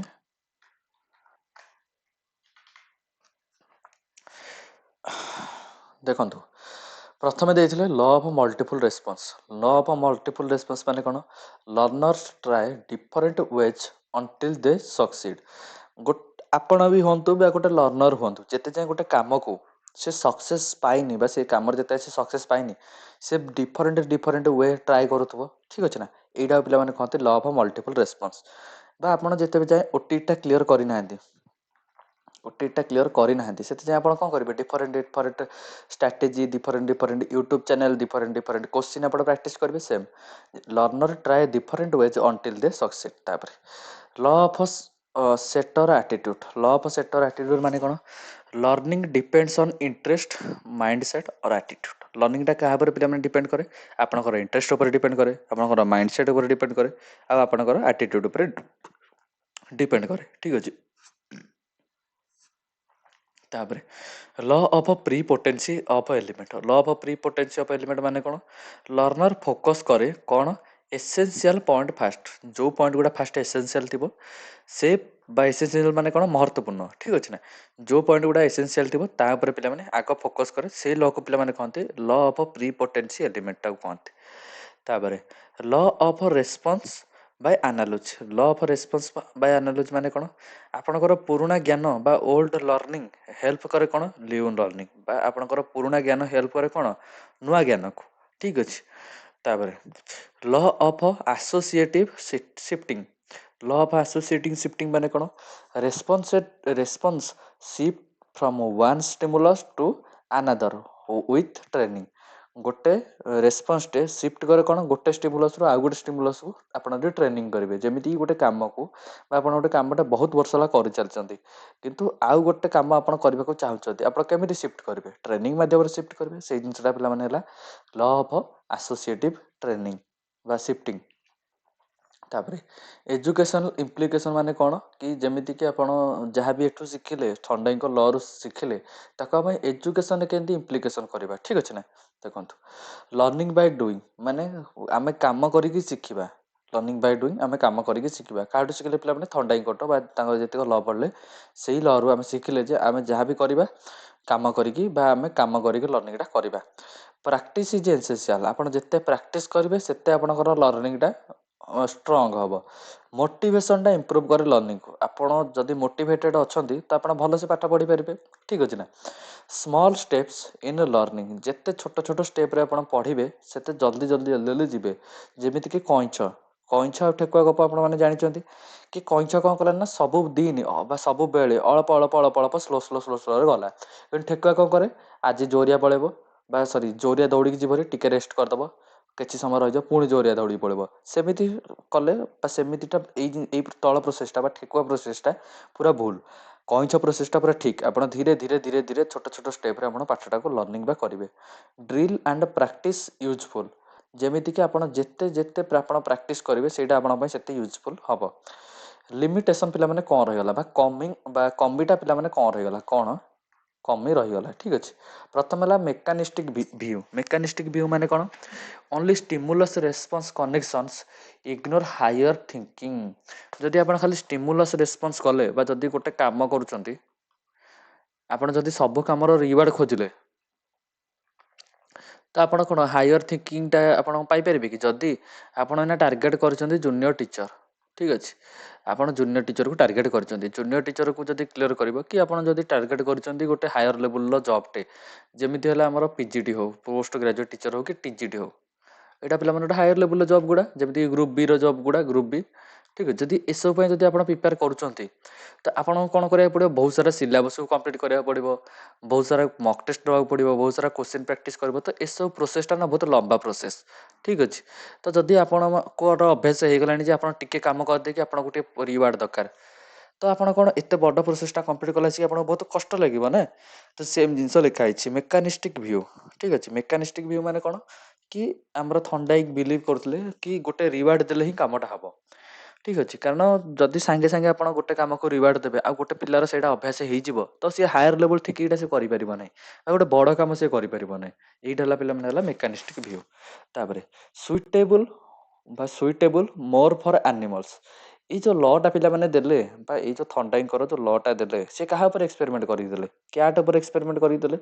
ଆଉ ସେ କ୍ୟାଟ୍ଟା ପିଲାମାନେ କ'ଣ କ୍ୟାଟ୍ଟା ପିଲାମାନେ ଆନିମଲ୍। ଠିକ୍ ଅଛି। ସେ ଯେଉଁ କ୍ୟାଟ୍ ଉପରେ ପିଲାମାନେ ଏକ୍ସପେରିମେଣ୍ଟ କଲେ ସେ ତ ମଣିଷ ଉପରେ କିଛି ଏକ୍ସପେରିମେଣ୍ଟ କରିନାହାନ୍ତି, ସେ ଖାଲି କ୍ୟାଟ୍ ଉପରେ ପିଲାମାନେ ଏକ୍ସପେରିମେଣ୍ଟ କରିଛନ୍ତି। ତ ସେଥିପାଇଁ ସେଇ ଯେଉଁ ଏକ୍ସପେରିମେଣ୍ଟ ଗୁଡ଼ା କରିଛନ୍ତି ସେ ଯେହେତୁ କ୍ୟାଟ୍ ଉପରେ କରିଛନ୍ତି ଆଉ ମଣିଷ ଉପରେ କରିନାହାନ୍ତି, ତ ଆମେ ଏଇଠୁ ପିଲାମାନେ କହିପାରିବେ ଯେ ତାଙ୍କ ଏକ୍ସପେରିମେଣ୍ଟଟା କାହା ଉପରେ ବେଶୀ ସୁଇଟେବୁଲ୍? ଆନିମଲ୍ ଉପରେ ବେଶୀ ସୁଇଟେବୁଲ୍। ତାପରେ neglect insight learning. Insight learning ମାନେ କ'ଣ? ଯେମିତିକି ଇନସାଇଟ୍ ମାନେ କ'ଣ? ମନ। ଠିକ୍ ଅଛି ନା? ମନ ବା ଭିତର ଲର୍ଣ୍ଣିଂ ପିଲାମାନେ ସେ ନେଗ୍ଲେକ୍ଟ କରିଛନ୍ତି। ସେ ଭାବିଛନ୍ତି ଯେ ଯଦି ଗୋଟେ ଲର୍ଣ୍ଣିଂ ଗୋଟେ ପିଲାଟେ କରିବ ଆଉ ତାକୁ ରିୱାର୍ଡ଼ ମିଳିଲେ ସେ ଲର୍ଣ୍ଣିଂ କରିବ। ଠିକ୍ ଅଛି। ବା ଯଦି ଗୋଟେ ପିଲାଟେ କିଛି କାମ କରିବ ତାକୁ ରିୱାର୍ଡ଼ ମିଳୁଛି ବୋଲି ସେ କାମଟା କରୁଛି। ଆପଣ ଥରେ ଭାବନ୍ତୁ, ଆପଣ ଯେଉଁ ପାଠଟା ପଢ଼ୁଛନ୍ତି ଖାଲି ରିୱାର୍ଡ଼ ପାଇଁ ପାଠ ପଢ଼ୁଛନ୍ତି? ଆପଣଙ୍କୁ ଭଲ ଲାଗୁଛି ବୋଲି ଆପଣ ପାଠ ପଢ଼ୁଛନ୍ତି, ଆପଣଙ୍କୁ ମଜା ଲାଗୁଛି ବୋଲି ଆପଣ କ୍ଲାସ୍ କରୁଛନ୍ତି। ଠିକ୍ ଅଛି ନା? ତ ଏସବୁ ଜିନିଷଟାକୁ ପିଲାମାନେ ଯେଉଁ ଥଣ୍ଡାଇକି ଆମର ଠିକ୍ସେ କହିପାରିଲେନି। ଥଣ୍ଡାଇକି ଆମର କ'ଣ କହିଥିଲେ କି ଆମର ଯେଉଁ ଲର୍ଣ୍ଣିଂଟା ହେବ ସେଇଟା ରିୱାର୍ଡ଼ ଯୋଗୁଁ ଆମେ ଲର୍ଣ୍ଣିଂ କରୁଛୁ, କିନ୍ତୁ ସେମିତି ନୁହଁ। ସବୁ ଜିନିଷ ରିୱାର୍ଡ଼ ଯୋଗୁଁ ହେଇନଥାଏ। କିଛି ଜିନିଷ ଆମକୁ ଭଲ ଲାଗେ ବୋଲି ଆମେ କରୁ। ଯେମିତିକି ମୁଭି ଦେଖିବା। ଆପଣ ମୁଭି ଦେଖୁଛନ୍ତି ଆଉ ଆପଣଙ୍କୁ କିଛି ଗୋଟେ ମିଳୁଛି କିଛି ଜିନିଷ ବା କିଛି ପଇସା ମିଳୁଛି କି ଆପଣ ମୁଭି ଦେଖୁଛନ୍ତି ବୋଲି ବା କ୍ରିକେଟ୍ ଖେଳୁଛନ୍ତି ବୋଲି ଆପଣଙ୍କୁ ପଇସା ମିଳୁଛି କି? ଫିର୍ ବି ଆପଣ କ୍ରିକେଟ୍ ଖେଳୁଛନ୍ତି କି ନାହିଁ? ଫିର୍ ବି ଆପଣ ମୁଭି ଦେଖୁଛନ୍ତି କି ନାହିଁ? କ'ଣ ପାଇଁ? କାରଣ ଆପଣଙ୍କୁ ଭଲ ଲାଗୁଛି ବୋଲି। ଏଇ ଜିନିଷଟା ପିଲାମାନେ କି ନେଗ୍ଲେକ୍ଟ କରିଥିଲେ କ'ଣ? ଇନସାଇଡ୍ ଲର୍ଣ୍ଣିଂ ବା ଭିତର ଯେଉଁ ଆପଣଙ୍କର ଯେଉଁ ଭିତରୁ ଆସୁଥିବା ଯେଉଁ ପାଠ ପଢ଼ା ବା ଭିତରୁ ଯେଉଁ ମୋଟିଭେସନଟା ଆସୁଥିବ ସେଇଟାକୁ ପିଲାମାନେ ସିଏ ଇଗ୍ନୋର କରିଥିଲେ। ଇଗ୍ନୋର କ'ଣ କରିଥିଲେ ପିଲାମାନେ? ଆଉ ଗୋଟେ ଜିନିଷ ଇଗ୍ନୋର କରିଥିଲେ କି ମୋଟିଭେସନ୍ ଅଦର ଦ୍ୟାନ୍ ରିୱାର୍ଡ଼। ସେ ବେଶୀ ରିୱାର୍ଡ଼ ଉପରେ ବେଶୀ ଫୋକସ୍ କରିଥିଲେ। ସେ କହୁଥିଲେ ଯେ ବାର କି ରିୱାର୍ଡ଼ ଆମର ଯେତେ ହେବ ବା ଆମକୁ ଯେତେ ରିୱାର୍ଡ଼ ମିଳିବ ସେତେ ଆମର ଲର୍ଣ୍ଣିଂ ହେବ। କିନ୍ତୁ ଆକ୍ଚୁଆଲି ସେ ମୋଟିଭେସନଟାକୁ ପିଲାମାନେ ସିଏ ଇଗ୍ନୋର କରିଥିଲେ। ମୋଟିଭେସନ୍ ମାନେ କ'ଣ ପିଲାମାନେ? କି ଯେମିତିକି ଆପଣ ମୋଟିଭେଟେଡ୍ ହେଲେ ହିଁ ସିନା ପାଠଟା ପଢ଼ିବେ। ଠିକ୍ ଅଛି। ସେଇ ଜିନିଷଟା ପିଲାମାନେ ସିଏ ଇଗ୍ନୋର କରିଥିଲେ। ତାପରେ ତ ଆମର ଥଣ୍ଡାଇଙ୍କର ସବୁ ସରିଗଲା ବା ଥଣ୍ଡାଇଙ୍କ ଥିଓରିଟାକୁ ଆମେ ଭଲସେ ପଢ଼ିଗଲେ। ଏବେ ଚାଲନ୍ତୁ ଆମେ ବିଏଫ୍ ସ୍କିନରଙ୍କ ବିଷୟରେ ପଢ଼ିବା। ବେଳେବେଳେ ପିଲାମାନେ କୋଶ୍ଚିନ୍ ପଚାରେ ଯେ ବିଏଫ୍ ସ୍କିନର ଆମର କ'ଣ ବା ବିଏଫ୍ ସ୍କିନର ଜଣେ କେଉଁ ଭଳିଆ ସାଇକୋଲୋଜିଷ୍ଟ ବା କେଉଁ ଭଳିଆ ଆମର ସାଇଣ୍ଟିଷ୍ଟ। ପିଲାମାନେ ମନେ ରଖନ୍ତୁ ସିଏ ଜଣେ ବିହେଭିୟରିଜିମ୍ ବା ସିଏ ଆନିମଲ ମାନଙ୍କର ବିହେଭିଅର ହଉ ମଣିଷ ମାନଙ୍କର ବିହେଭିଅର ହଉ ସେ ବିହେଭିଅରକୁ ଷ୍ଟଡି କରୁଥିଲେ ଠିକ ଅଛି ନା ସେଇ ଯୋଉ ପିଲାମାନେ ସେ ହେଲେ ବିହେଭିଅରିଜିମ୍ ବିଏଫ୍ ସ୍କିନର ଠିକ ଅଛି ଭଲସେ ମନେ ରଖନ୍ତୁ ଯୋଉ କଣ ବିଏଫ୍ ସ୍କିନର ଆମର କଣ ଥିଲେ ବିହେଭିଅରିଜିମ୍ ଠିକ ଅଛି ନା ତାପରେ ତାଙ୍କର ଫୁଲ ନାଁଟା ପିଲାମାନେ କଣ ବୋହରୁସ ବା ବୁରୁସ ଫେଡରିକ୍ ସ୍କିନର ଠିକ ଅଛି ବା ତାଙ୍କୁ ସର୍ଟରେ ଆମେ କହୁ ବିଏଫ୍ ସ୍କିନର ଠିକ ଅଛି ତାପରେ ସେ ପିଲାମାନେ ଆମର କଣ ଦେଇଥିଲେ ସେ ପିଲାମାନେ ଦେଇଥିଲେ ଅପରେଣ୍ଟ କଣ୍ଡିସନିଂ ଦେଇଥିଲେ ଅପରେଣ୍ଟ କଣ୍ଡିସନିଂ ସ୍କିନର ବକ୍ସ ଦେଇଥିଲେ ପ୍ରୋଗ୍ରାମଡ ଲର୍ଣ୍ଣିଂ ଦେଇଥିଲେ ଆଉ ଟିଚିଂ ମେସିନ୍ସ ପିଲାମାନେ ସେ ଦେଇଥିଲେ ଠିକ ଅଛି ଏସବୁ ଭିତରୁ ଆମର ଦୁଇଟି ଜିନିଷ ପିଲାମାନେ ଇମ୍ପୋର୍ଟାଣ୍ଟ ଗୋଟେ ହେଲା ଅପରେଣ୍ଟ କଣ୍ଡିସନିଂ ଇମ୍ପୋର୍ଟାଣ୍ଟ ଆଉ ଗୋଟେ ହେଲା ସ୍କିନର ବକ୍ସ ପିଲାମାନେ ଇମ୍ପୋର୍ଟାଣ୍ଟ ତ ଚାଲନ୍ତୁ ଗୋଟେ ଗୋଟେ କରିକି ଆମର ସବୁ ଜିନିଷ ଉପରେ ଡିଟେଲ ପଢି ପଢି ଚାଲିବା ପ୍ରଥମେ ପିଲାମାନେ ଆମର ଅପରେଣ୍ଟ କଣ୍ଡିସନିଂ ମାନେ କଣ ଅପରେଣ୍ଟ କଣ୍ଡିସନିଂ ମାନେ ପେନ୍ କୋଡେ ଗଲା ପେନ୍ଟା ଏଠି ଅପରେଣ୍ଟ କଣ୍ଡିସନିଂ ମାନେ ଆମର behaviour is controlled by its consequences ଯେମିତିକି ଆମର ଯାହା ବି ଫଳାଫଳ ମିଳିବ ବା ଆମେ ଯେଉଁ କାମ କରୁଛେ ସେ କାମର ଫଳ ବା ସେ ଯେଉଁ କାମ କରୁଛେ କାମର ଫଳ ହିଁ କଣ୍ଟ୍ରୋଲ କରେ ସେ କାମଟାକୁ ଆଉ ଥରେ ବୁଝେଇ ଦଉଛି ଗୋଟେ ଯଦି ଆମେ ଗୋଟେ କାମଟେ କରୁଛେ ଆମକୁ କଣ ମିଳୁଛି ପଇସା ମିଳୁଛି ସେଇ ପଇସାଟା ହିଁ କଣ୍ଟ୍ରୋଲ କରେ ଆମ କାମକୁ ଯଦି ଆମକୁ ଭଲ ପଇସା ମିଳୁଛି ଆମେ ଭଲ କାମ କରିବା ଯଦି ଆମକୁ ଟିକେ କମ ପଇସା ମିଳୁଛି ତ ଆମେ ତା ଅନୁସାରେ କାମ କରିବା ଠିକ ଅଛି ନା ତ ଏଇ ଜିନିଷଟା ପିଲାମାନେ ଆମର କିଏ କହିଥିଲେ ପିଲାମାନେ ବିଏଫ୍ ସ୍କିନର ଠିକ ଅଛି ବିଏଫ୍ ସ୍କିନର ତାପରେ learner actively operate on the environment ମାନେ ଗୋଟେ ଶିକ୍ଷାର୍ଥୀ ବା ଗୋଟେ ପିଲାର ପରିବେଶ ଉପରେ ନିର୍ଭର କରେ ସେ କୋଉ ଭଳିଆ କାମ କରିବ ବା କୋଉ ଭଳିଆ ସେ ଫଳକୁ ଆଶା କରିବ ବା କୋଉ ଭଳିଆ ତାର କାମର ଫଳ ମିଳିବ ସେ ଏନଭାୟରମେଣ୍ଟ ଉପରେ ଡିପେଣ୍ଡ ରୁହେ ବା ଏନଭାୟରମେଣ୍ଟ ଉପରେ ସେ ଜିନିଷଟା ଡିପେଣ୍ଡ ଠିକ ଅଛି ଆଉ ପିଲାମାନେ ସେ ଦୁଇ ପ୍ରକାର କନସିକ୍ୱେନ୍ସେସ୍ ଦେଇଥିଲେ ବା ଯାହା ଯାହା କନସିକ୍ୱେନ୍ସେସ୍ ଦେଇଥିଲେ ବା ଗୋଟେ ପରିମାଣର ପ୍ରକାର ଗୁଡ଼ା ଯାହା ଦେଇଥିଲେ ତା ଭିତରେ ଡିସ୍କସନ କରିବା ପ୍ରଥମେ ହେଲା ଟାଇପ୍ସ ଅଫ୍ କନସିକ୍ୱେନ୍ସେସ୍ କଣ କଣ ପ୍ରଥମେ ସ୍କିନର ସେଡ୍ କନସିକ୍ୱେନ୍ସେସ୍ ଡିଟରମାଇନ୍ ଲର୍ଣ୍ଣିଂ ସ୍କିନର ପିଲା କଣ କହିଥିଲେ ଆମର ଯୋଉ ପରିମାଣ ବା ଫଳଟା ଗୋଟେ କାମର ଫଳ ବା ଗୋଟେ କାମର ପରିମାଣ ସେଇଟା ପିଲାମାନେ ଡିଟରମାଇନ୍ କଣ କରେ ପିଲାମାନେ ଲର୍ଣ୍ଣିଂକୁ ଡିଟରମାଇନ୍ କରେ ପ୍ରଥମେ ହେଲା ରେନଫୋର୍ସମେଣ୍ଟ ମାନେ କଣ ଯେମିତିକି ଆପଣ ଗୋଟେ ପ୍ରଶଂସା କରିଦେଲେ ଗୋଟେ ପିଲାର ଠିକ ଅଛି ଆପଣ ଗୋଟେ ପିଲାକୁ ପ୍ରଶଂସା କଲେ ଗୋଟେ ପିଲାକୁ ଗୋଟେ ଭଲ ପୁରସ୍କାର ଦେଲେ ଠିକ ଅଛି ନା ସେଇ ଜିନିଷଟା ପିଲାମାନେ କହନ୍ତି reinforcement increase the chances of behaviour occurring again ବା ରେନଫୋର୍ସମେଣ୍ଟଟା ପିଲାମାନେ କଣ ଇନକ୍ରିଜ କରେ ଯୋଉ ବିହେଭିଅରଟା ସେ ଆଗରୁ କରିକି ସେ ରେନଫୋର୍ସମେଣ୍ଟଟା ମିଳିଛି ଯେମିତିକି ଆପଣ ଭଲ ପାଠ ପଢିକି ଆପଣଙ୍କର ବାପା ମାଙ୍କଠୁ ଆପଣଙ୍କୁ ତାରିଫ ମିଳିଛି ପ୍ରଶଂସା ମିଳିଛି ବା ଆପଣ ଭଲ ପାଠ ପଢୁଛନ୍ତି ବୋଲି ଆପଣଙ୍କ ସ୍କୁଲରେ ଆପଣଙ୍କୁ କିଛିଟା ସ୍କଲାରସିପ ହଉ କିଛିଟା ପଇସା ମିଳୁଛି ତ ଆପଣ କଣ କରିବେ ଭଲସେ ପାଠ ପଢିବେ ଆହୁରି ପାଠଟାକୁ ଭଲସେ ପଢିବେ ଠିକ ଅଛି ନା ତ ରେନଫୋର୍ସମେଣ୍ଟ ମାନେ କଣ କରେ ଇନକ୍ରିଜ କରେ chances of behaviour occurring again ବା ଯୋଉ ବିହେଭିଅରଟା ଆପଣ କରିଥିଲେ ସେଇ ବିହେଭିଅରଟାକୁ ଆଉ ଥରେ ରିପିଟେଡ ବା ଆଉ ଥରେ ଇଏ କରିବା ପାଇଁ ଆମକୁ ରେନଫୋର୍ସମେଣ୍ଟଟା ପିଲାମାନେ ହେଲ୍ପ କରେ ତାପରେ ପିଲାମାନେ ହେଲା ପଜିଟିଭ ରେନଫୋର୍ସମେଣ୍ଟ ମାନେ କଣ ଆଡିଂ ସମଥିଙ୍ଗ ପ୍ଲିଜାଣ୍ଟ ମାନେ ମାନେ ଯେମିତିକି ଆପଣଙ୍କୁ କଣ ଗୋଟେ ପ୍ଲିଜାଣ୍ଟ ମାନେ କଣ ଖୁସି ଠିକ ଅଛି ନା ଯେମିତି କଣ ଏମିତି କିଛି ଜିନିଷ ମିଳିବ ଯୋଉଟା କି ଆପଣଙ୍କୁ ଖୁସି ଲାଗିବ ସେଇଟା ହେଲା ପଜିଟିଭ ରେନଫୋର୍ସମେଣ୍ଟ ଯେମିତିକି ଏ child Gates A chocolate for finishing homework ଗୋଟେ ପିଲାଟେ ଯେତେବେଳେ ତା ହୋମୱାର୍କକୁ ସେ ଫିନିଶ କରୁଛି ବା ହୋମୱାର୍କକୁ ଯେତେବେଳେ ସେ କମ୍ପ୍ଲିଟ୍ କରୁଛି ଗୋଟେ ମିନିଟ୍ ତା ନିଜ ହୋମୱାର୍କ ଯେତେବେଳେ ସେ କମ୍ପ୍ଲିଟ୍ କରୁଛି ତାକୁ କଣ ପିଲାମାନେ ମିଳୁଛି ଚକୋଲେଟ୍ ମିଳୁଛି ଠିକ ଅଛି ତ ସିଏ କଣ କରିବ ବାର ସେ ହୋମୱାର୍କ ସେ କରିବ ବା ହୋମୱାର୍କର ଯୋଉ ବିହେଭିଅରଟା ତାର ଏଟା ଇନକ୍ରିଜ ହେଲା ଠିକ ଅଛି ନେଗେଟିଭ ରେନଫୋର୍ସମେଣ୍ଟ ମାନେ କଣ ରିମୁଭିଂ ସମଥିଙ୍ଗ ଅନପ୍ଲିଜେଣ୍ଟ ମାନେ ଯେମିତିକି ଗୋଟେ ଏଇଠି ପିଲା ଦେଖନ୍ତୁ seat belt alarm stops when you wear seat belt ଯେତେବେଳେ ଆପଣ ସିଟ୍ ବେଲ୍ଟ ବା ଯେତେବେଳେ ଆପଣ କାରରେ ବସିଛନ୍ତି ଆପଣ ମନେକର କାର ଚଲାଉଛନ୍ତି ବା କାରରେ ବସିଛନ୍ତି ଯଦି ଆପଣ ସିଟ୍ ବେଲ୍ଟଟା ନ ପିନ୍ଧିବେ ଆପଣଙ୍କର କାରଟା ବାର ବିପିଙ୍ଗ ସାଉଣ୍ଡ କରିବ ଯେମିତିକି ପିଁ ପିଁ ପିଁ ପିଁ ପିଁ ପିଁ ଏମିତି ସାଉଣ୍ଡ ହବ ଯେତେବେଳେ ଆପଣ ସିଟ୍ ବେଲ୍ଟଟା ପିନ୍ଧିଦେବେ ସେ ବିପିଙ୍ଗ ସାଉଣ୍ଡଟା ପିଲାମାନେ ବନ୍ଦ ହେଇଯିବ ଠିକ ଅଛି ନା ତାପରେ ଆପଣ କଣ କରିବେ ନା ସେଇ ଯୋଉ ସିଟ୍ ବେଲ୍ଟ ତାପରେ ପିନ୍ଧିବେ ଯାହାଫଳରେ କି ଆପଣଙ୍କର ଯୋଉ ସିଟ୍ ବେଲ୍ଟର ୱେରିଂଟା ବା ସିଟ୍ ବେଲ୍ଟ ପିନ୍ଧିବାର ବିହେଭିଅରଟା ସେଇଟା ପିଲାମାନେ ଇନକ୍ରିଜ ହବ ତାପରେ ଏବେ ଚାଲନ୍ତୁ ସବୁଠୁ ଇମ୍ପୋର୍ଟାଣ୍ଟ ପିଲାମାନେ ସ୍କିନର ବକ୍ସ କଣ ଠିକ ଅଛି ବେଳେ ବେଳେ କ୍ୱେଶ୍ଚିନ୍ ବି ପଚାରିଛି ଓଟିଇଟିରେ ଗୋଟେ କ୍ୱେଶ୍ଚିନ୍ ପଚାରିଥିଲା କି ସ୍କିନର ବକ୍ସଟା କିଏ ଦେଇଥିଲେ ହେଲା ବା ସ୍କିନର ବକ୍ସ କଣ ସ୍କିନର ବକ୍ସଟା କେମିତି ହେଇଥିଲା ବା କେମିତି ଆପଣଙ୍କର ହେଇଥିଲା ଠିକ ଅଛି ସେ ବିଷୟରେ ପିଲାମାନେ ପଚାରେ ତ ଚାଲନ୍ତୁ ସ୍କିନର ବକ୍ସ ବିଷୟରେ ପଢିଦେବା ଆଉ ତାପରେ ପାଭ୍ଲୋଭଙ୍କ ପାଖକୁ ଯିବା स्किनर बॉक्स पिला माने कौन प्रथमे पेनटा कहीं एठी अछि स्किनर बॉक्स पिला माने कौन ए Skinner box also called operant conditioning chamber Skinner box को आमे कौन कहि परबा अदरवाइज आमे ऑपरेंट कंडीशनिंग चैम्बर बोली कहि परबा it is an experimental device created by BF Skinner ए डिवाइस टा पिला माने क्रिएट करथिले हमर स्किनर क्रिएट करथिले टू स्टडी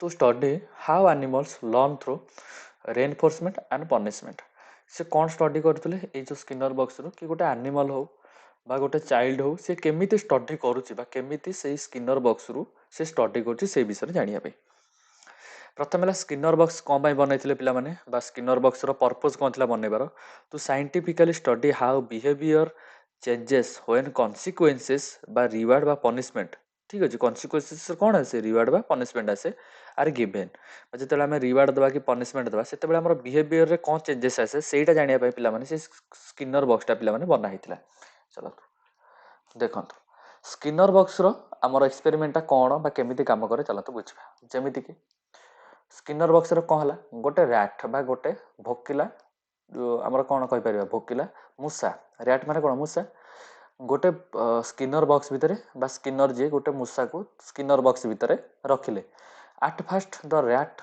मूव्स रैंडमली जो रैट थिला से कोन प्रथम प्रथमे रैंडमली बोलिला किंतु बाय चांस से प्रेस लिवर से कोना बाय चांस बा भूल ले से कोना लिवर टाको प्रेस करला जहा फल रे कि ताको खाद्य मिलिला ठीक अछि गोटे डब्बा भितरे बा गोटे बॉक्स भितरे स्किनर कौन कले गोटे मूसा को पिला माने भर्ती करदेले बा गोटे मूसा को से पिला माने भर्ती करदेले ठीक अछि तो सी कौन है मूसाटा से रैट बा से जो मूसाटा कौन से बॉक्स भितरे से जो बॉक्स भितरे से खाली बुलिला तार भूल ले कौन ना से भूल ले से कौन गोटे लिवर टाको दबेई देला जे से लिवर टाको दबेई देला खाद्य तापर बाहर को आसिला लिवर दबेई देला पर खाद्यटा बाहर को आसिला बा खाद्य ताको मिलिला एठु पिला माने से मूसाटा कौन ना शिखिगला कौन कि जेतेबेले से लिवर टाको दबेइबो ताको खाद्य मिलिबो ठीक अछि माने एठी ता पय खाद्यटा हला पिला माने रिवार्ड सो ता बिहेवियर टा पिला माने इंक्रीज हला बा ता बिहेवियर चेंजेस हे गला से कोन करबो ताको जेतेबेले भोक लागिबो से खाली लिवर टाको दबेइबो ठीक अछि तापर पिला माने ई जो स्किनर बॉक्स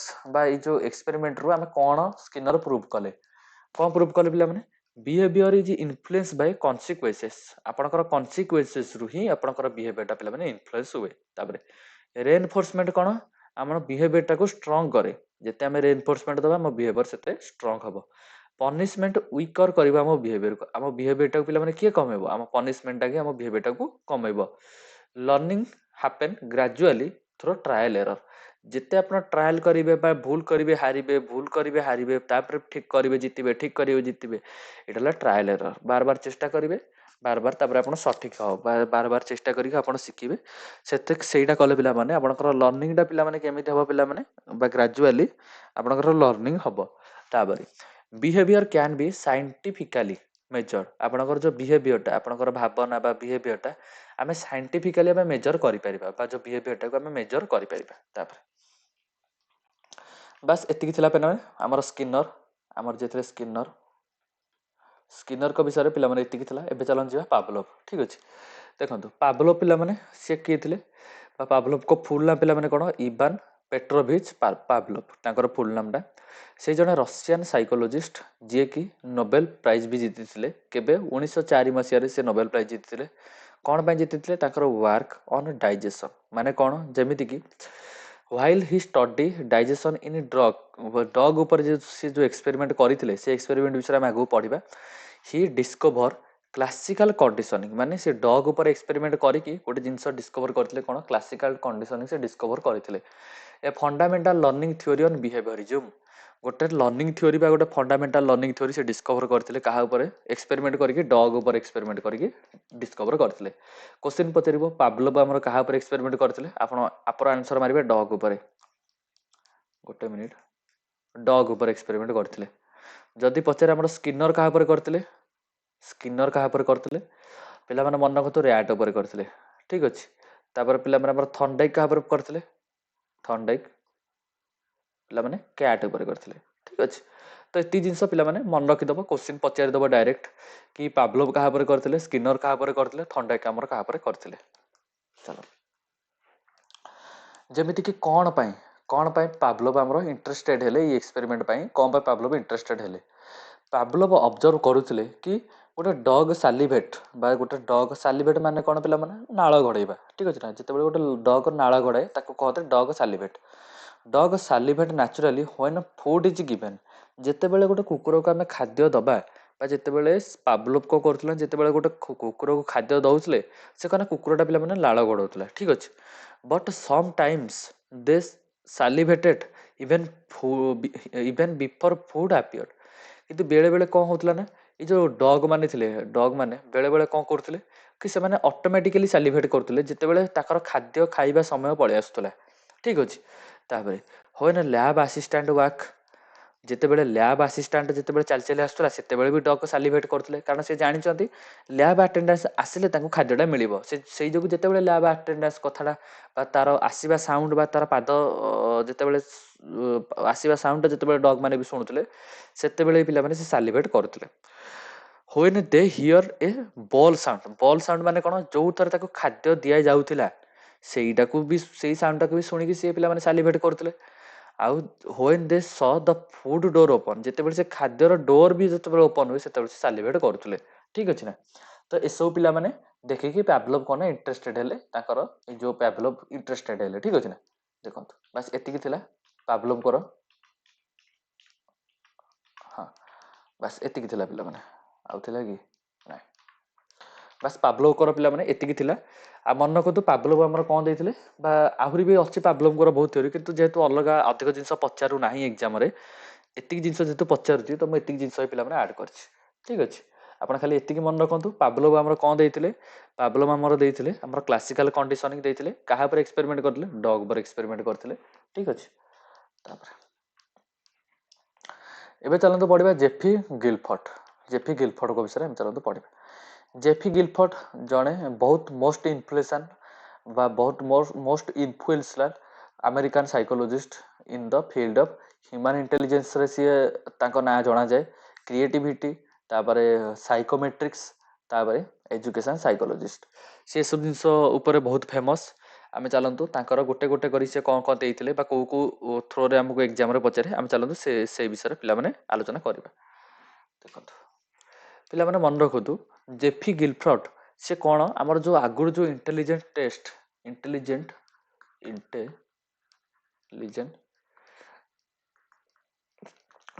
ସେଇଟା ପିଲାମାନେ କିଏ ଦେଇଥିଲେ? ଆମର ସ୍ପିୟରମ୍ୟାନ୍ ପିଲାମାନେ ଆମର କ'ଣ ଦେଇଥିଲେ? ଇଣ୍ଟେଲିଜେଣ୍ଟ ଟେଷ୍ଟ ଆମର ଦେଇଥିଲେ। ସେଇଟାକୁ ପିଲାମାନେ ସିଏ କ୍ରିଟିସିଜମ୍ କରିଥିଲେ। କ'ଣ ପାଇଁ କ୍ରିଟିସିଜମ୍ କରିଥିଲେ? ଆମର ଯେଉଁ ସ୍ପିୟରମ୍ୟାନ୍ ଯେଉଁ ଇଣ୍ଟେଲିଜେଣ୍ଟ ଟେଷ୍ଟ ଦେଇଥିଲେ ସେ କ'ଣ ନା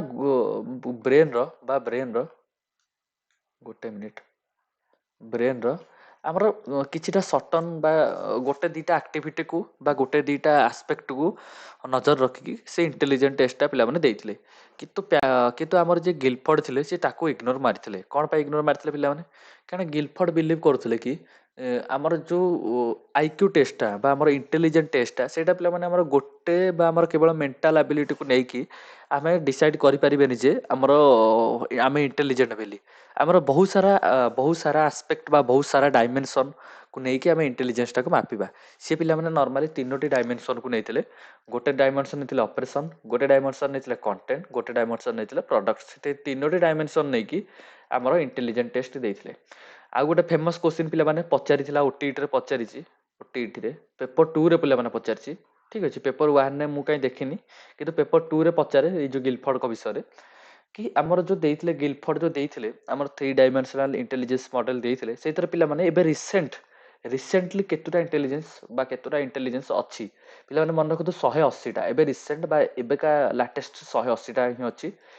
ଯେତେବେଳେ ସେ ନୂଆ ନା ଦେଇଥିଲେ ସେତେବେଳେ 120ଟା ପିଲାମାନେ ଦେଇଥିଲେ, ଠିକ୍ ଅଛି। ଆଉ ଯେତେବେଳେ ଥିଓରି ବିଷୟରେ ପଚାରେ 120ଟା ବିଷୟରେ ପଚାରେ, ଯଦି ଫାଇନାଲ ବିଷୟରେ ପଚାରେ ଆପଣ ବା ପୁରୁଣା ବିଷୟରେ ଯଦି ଆପଣ ପଚାରେ ଆପଣ 120 ମାରିବେ, ନ୍ୟୁ ୱେ ଯଦି ପଚାରେ ତାହେଲେ ଆପଣ 180ଟା ମାରିବେ। ଆଉ ସେଇ 180ଟା କେମିତି ବାହାରିଲା ମୁଁ ଆପଣଙ୍କୁ ଏଇଟା କହୁଛି, ଗୋଟେ ମିନିଟ୍ ରୁହନ୍ତୁ। ଦେଖନ୍ତୁ ସିଏ କ'ଣ ନା 3ଟି ଡାଇମେନସନ୍ ଦେଇଥିଲେ ବା 3ଟି ଡାଇମେନସନ୍କୁ ବା 3ଟି ଡାଇମେନସନ୍ର ମଡେଲ ଦେଇଥିଲେ। କ'ଣ ଅପରେସନ୍ର କିଛି ଡାଇମେନସନ୍ ପିଲାମାନେ ଦେଇଥିଲେ, ଅପରେସନ୍ର କିଛିଟା ଜିନିଷ ଦେଇଥିଲେ, କଣ୍ଟେଣ୍ଟର କିଛିଟା ଜିନିଷ ଦେଇଥିଲେ, ପ୍ରଡକ୍ଟର କିଛି ଜିନିଷ ଦେଇଥିଲେ। ସେସବୁକୁ ଗୁଣିଲେ ପିଲାମାନେ ଆପଣଙ୍କର ଆସିଲା 180, ଠିକ୍ ଅଛି। ଯେମିତିକି ଦେଖନ୍ତୁ ଆପଣଙ୍କର ଅପରେସନରେ ପିଲାମାନେ ସେ କେତେଟା ଦେଇଥିଲେ ଆପଣ ଦେଖନ୍ତୁ 1 2 तीन चार पाँच ऑपरेशन पिला माने से पांचटा देथिले पांचटा एस्पेक्ट देथिले ठीक अछि कंटेंट रे पिला माने 1 2 3 4 चार देथिले कंटेंट रे तापरे प्रोडक्ट रे 1 2 3 4 5 6 प्रोडक्ट रे 6 कंटेंट रे 4 ऑपरेशन रे पिला माने हमर 5 तो एथर पिला माने 0 0 लगाई दियंतु ये पिला माने जदी आपण ताको गुणीबा गोटे मिनिट मु 0 0 कोन लगेली गोटे मिनिट आकु जदी गुणीबा 6 * 4 * 5 6 चौ 24 24 सॉरी गोटे मिनिट आगे चेक कर दिए हाँ 1 2 3 4 5 पांचटा एस्पेक्ट देइछंती 5 ये 1 2 3 4 चारिटा देइछंती आउ 8 एस्पेक्ट देइछंती 1 2 3 4 5 6 6 ये हला 4 ये हला 5 5 चौ 20 16 120 एटा पिला माने से देथिले इनिशियल से कहथिले इनिशियली बा इनिशियल वे जेतेबेले से नुआ ना थ्योरी देइथिले बा ए जो डायमेंशन देइथिले तीनटा को डायमेंशन जो देइथिले ए तीनटा को डायमेंशन इनिशियल से देइथिले 120 लेटर चेंज हला 150 को बा 150 तापर हला हमर मॉडिफाई करके 150 हला किंतु एबे लेटेस्ट 180 चलिछि ठीक अछि आपण ते पढी देबे पॉज करके सब जिंसटा बेसी इंपोर्टेंट नो बा आपण खाली जानि दियंतु जदी पढिबाता बता पढी देबे ठीक अछि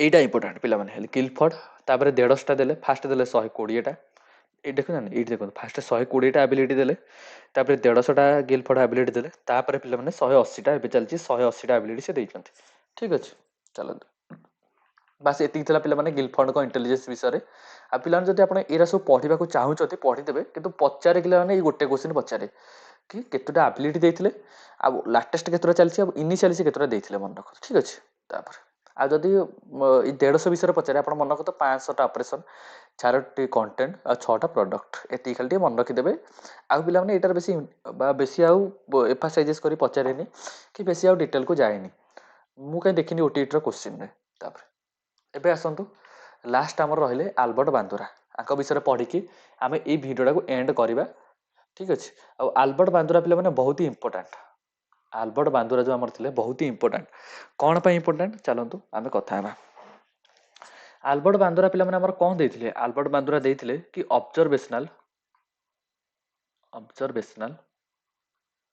ठीक अछि ऑब्जर्वेशनल लर्निंग देथिले लर्निंग पिला माने देथिले माने गोटे पिलाटे केतेबेले शिखिबो गोटे अन्य को ऑब्जर्व करके शिखिबो ठीक अछि ए जिंस पिला माने किए कहिथिले हमर बांदुरा बोली कहिथिले आल्बर्ट बांदुरा जे जणे Canadian American psychologist who developed social learning theory and later the social cognitive theory first social learning theory ଦେଇଥିଲେ ତାପରେ ସେ social cognitive theory ଦେଲେ he is one of the most influential psychologist on the 20th century learning ବା social learning theory କିଏ ଦେଇଥିଲେ ବାନ୍ଦୁରା ଦେଇଥିଲେ କଣ ଦେଇଥିଲେ ପିଲାମାନେ ବାନ୍ଦୁରା believe that children learn by observing others ବା others ମାନେ models କିଏ କିଏ ହେଇପାରିବ ଗୋଟେ टीचर ବି मॉडल ହେଇପାରିବ ठीक ଅଛି तार बड़ भाई माने मॉडल हो पारे ता बापा माने मॉडल हो पारे सी जहाठू ऑब्जर्व करके शिखिबो सी हला पिला माने models learning happen through imitation बा अन्य कॉपी करके ऑब्जर्वेशन करके बा मॉडलिंग करके ठीक अछि it is not necessary that learning happen only through direct experience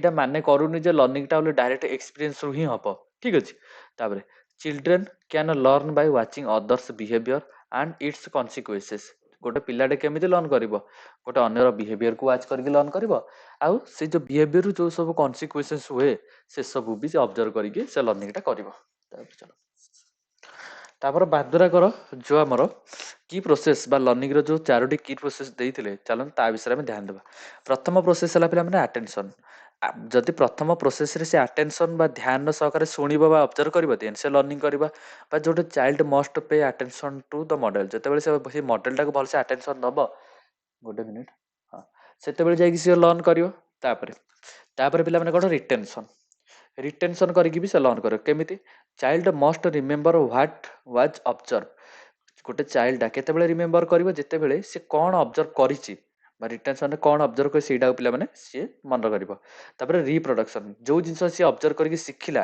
बा जो जिंस से अन्यठो ऑब्जर्व करके सिखिला सेटा से पिला माने ता निज बिहेवियर रे ताको परफॉर्म कला आ मोटिवेशन पिला माने कोन कि से कोन पय लर्न करिवो ता जो रीजन टा सेटा पिला माने मोटिवेशन ठीक अछि तापर आ गोटे पिला माने से बहुत ही फेमस एक्सपेरिमेंट देथिले बेबोडल एक्सपेरिमेंट बस एतिकी ही हाँ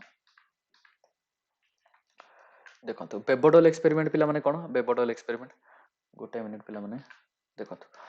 ବେବଡଲ ଏକ୍ସପେରିମେଣ୍ଟ ପିଲାମାନେ କ'ଣ? ଏ ବେବଡଲ ଇଜ୍ ଏ ଲାର୍ଜ ଆଉ ଇନଫ୍ଲାଟେଡ୍ ଟୟ ଦ୍ୟାଟ୍ ବାଉନ୍ସେସ୍ ବ୍ୟାକ୍ ହ୍ୱେନ୍ ଇଟ୍। ଆପଣମାନେ ଦେଖିଥିବେ ଗୋଟେ ଏମିତିଆ ଡଲ୍ ଥିବ, ଏମିତିଆ ଗୋଟେ ଏଇ ମଡେଲର ପିଲାମାନେ ଗୋଟେ ଡଲ୍ଟେ ଥିବ, ଠିକ୍ ଅଛି। ଏଇଭଳିଆ ଗୋଟେ ଡଲ୍ଟେ ଥିବ। ଯଦି ଗୋଟେ ପିଲାଟେ ତାକୁ ଏଇ ଆଡୁ କିକ୍ କରେ, ସେ ଡଲ୍ଟା କ'ଣ ଏମିତି ଆସିକି ତଳେ ପଡ଼ିଯିବ, ପୁଣି ପୁଣି ଯେମିତି ସେମିତି ପୁଣି ଠିଆ ହେଇ ପଡ଼ିବ। ଯଦି ଗୋଟେ ପିଲାଟା ଏପଟ ପଟୁ ତାକୁ କିକ୍ କରିବ, ସିଏ ଏମିତି ଡଲ୍ଟା ତଳେ ପଡ଼ିଯିବ, ପୁଣି ଅଟୋମେଟିକାଲି ଠିଆ ହେଇ ପଡ଼ିବ, ଠିକ୍ ଅଛି ନା। ଏଇ ଡଲ୍ଟାକୁ ପିଲାମାନେ କହନ୍ତି ବେବ ଡଲ୍, ଠିକ୍ ଅଛି ନା। ଠିକ୍ ଅଛି, ବେବ ଡଲ୍ ଏଇଟାକୁ କହନ୍ତି। ଏଇ ଏକ୍ସପେରିମେଣ୍ଟ କରିବାର ବା ଏଇ ଯେଉଁ ଏକ୍ସପେରିମେଣ୍ଟଟା ପିଲାମାନେ କରିଥିଲେ ଆମର ବାନ୍ଦୁରା ଆମର ଯେଉଁ ଏକ୍ସପେରିମେଣ୍ଟଟା କରିଥିଲେ, ସେ ଏକ୍ସପେରିମେଣ୍ଟ କରିବାର ତାଙ୍କର ପର୍ପୋଜ କ'ଣ ଥିଲା ବା ତାଙ୍କର ଉଦ୍ଦେଶ୍ୟ କ'ଣ ଥିଲା, ଠିକ୍ ଅଛି। ପ୍ରଥମ ତାଙ୍କର ଉଦ୍ଦେଶ୍ୟ ହେଲା ଯେ ଗୋଟେ ଚିଲଡ୍ରେନ୍ ଇମିଗ୍ରେଟ୍ କରୁଛି କି ନାହିଁ, ଯେଉଁ ଆଗ୍ରେସିଭ୍ ବିହେଭିୟର ତାକୁ ଇମିଗ୍ରେଟ୍ କରୁଛି କି ନାହିଁ, ସେସବୁ ପାଇଁ ସେ ଏକ୍ସପେରିମେଣ୍ଟ କରିଥିଲେ। କ'ଣ ଏକ୍ସପେରିମେଣ୍ଟ କରିଥିଲେ ମୁଁ ଆପଣଙ୍କୁ ଆଗ ଭଲସେ ବୁଝେଇ ଦେଉଛି, ତାପରେ ଆମେ ଥିଓରିଟିକୁ ପଢ଼ି ଦେଇକି ଶେଷ କରିବା। ଦେଖନ୍ତୁ, ସେ କ'ଣ ନା ତାଙ୍କ ଯେଉଁ ସ୍କୁଲଟାରେ କିଛିଟା ପିଲାଙ୍କର ଗ୍ରୁପକୁ ନେଲେ, ଯେମିତିକି ପ୍ରଥମ ଶ୍ରେଣୀ ହଉ ବା ଛୋଟ ଛୋଟ ଶ୍ରେଣୀର ପିଲାମାନଙ୍କୁ ସେ ଗୋଟେ ଗ୍ରୁପ କରିକି ନେଲେ, ଠିକ୍ ଅଛି। ସେ ଛୋଟ ଛୁଆଙ୍କୁ ଗ୍ରୁପ କରିକି ଅଲଗା ଅଲଗା ଗ୍ରୁପକୁ ନେଲେ, ଠିକ୍ ଅଛି। ତାପରେ ସେ ତାଙ୍କୁ କ'ଣ ନା ଗୋଟେ ରୁମକୁ ନେଇକି ଗଲେ।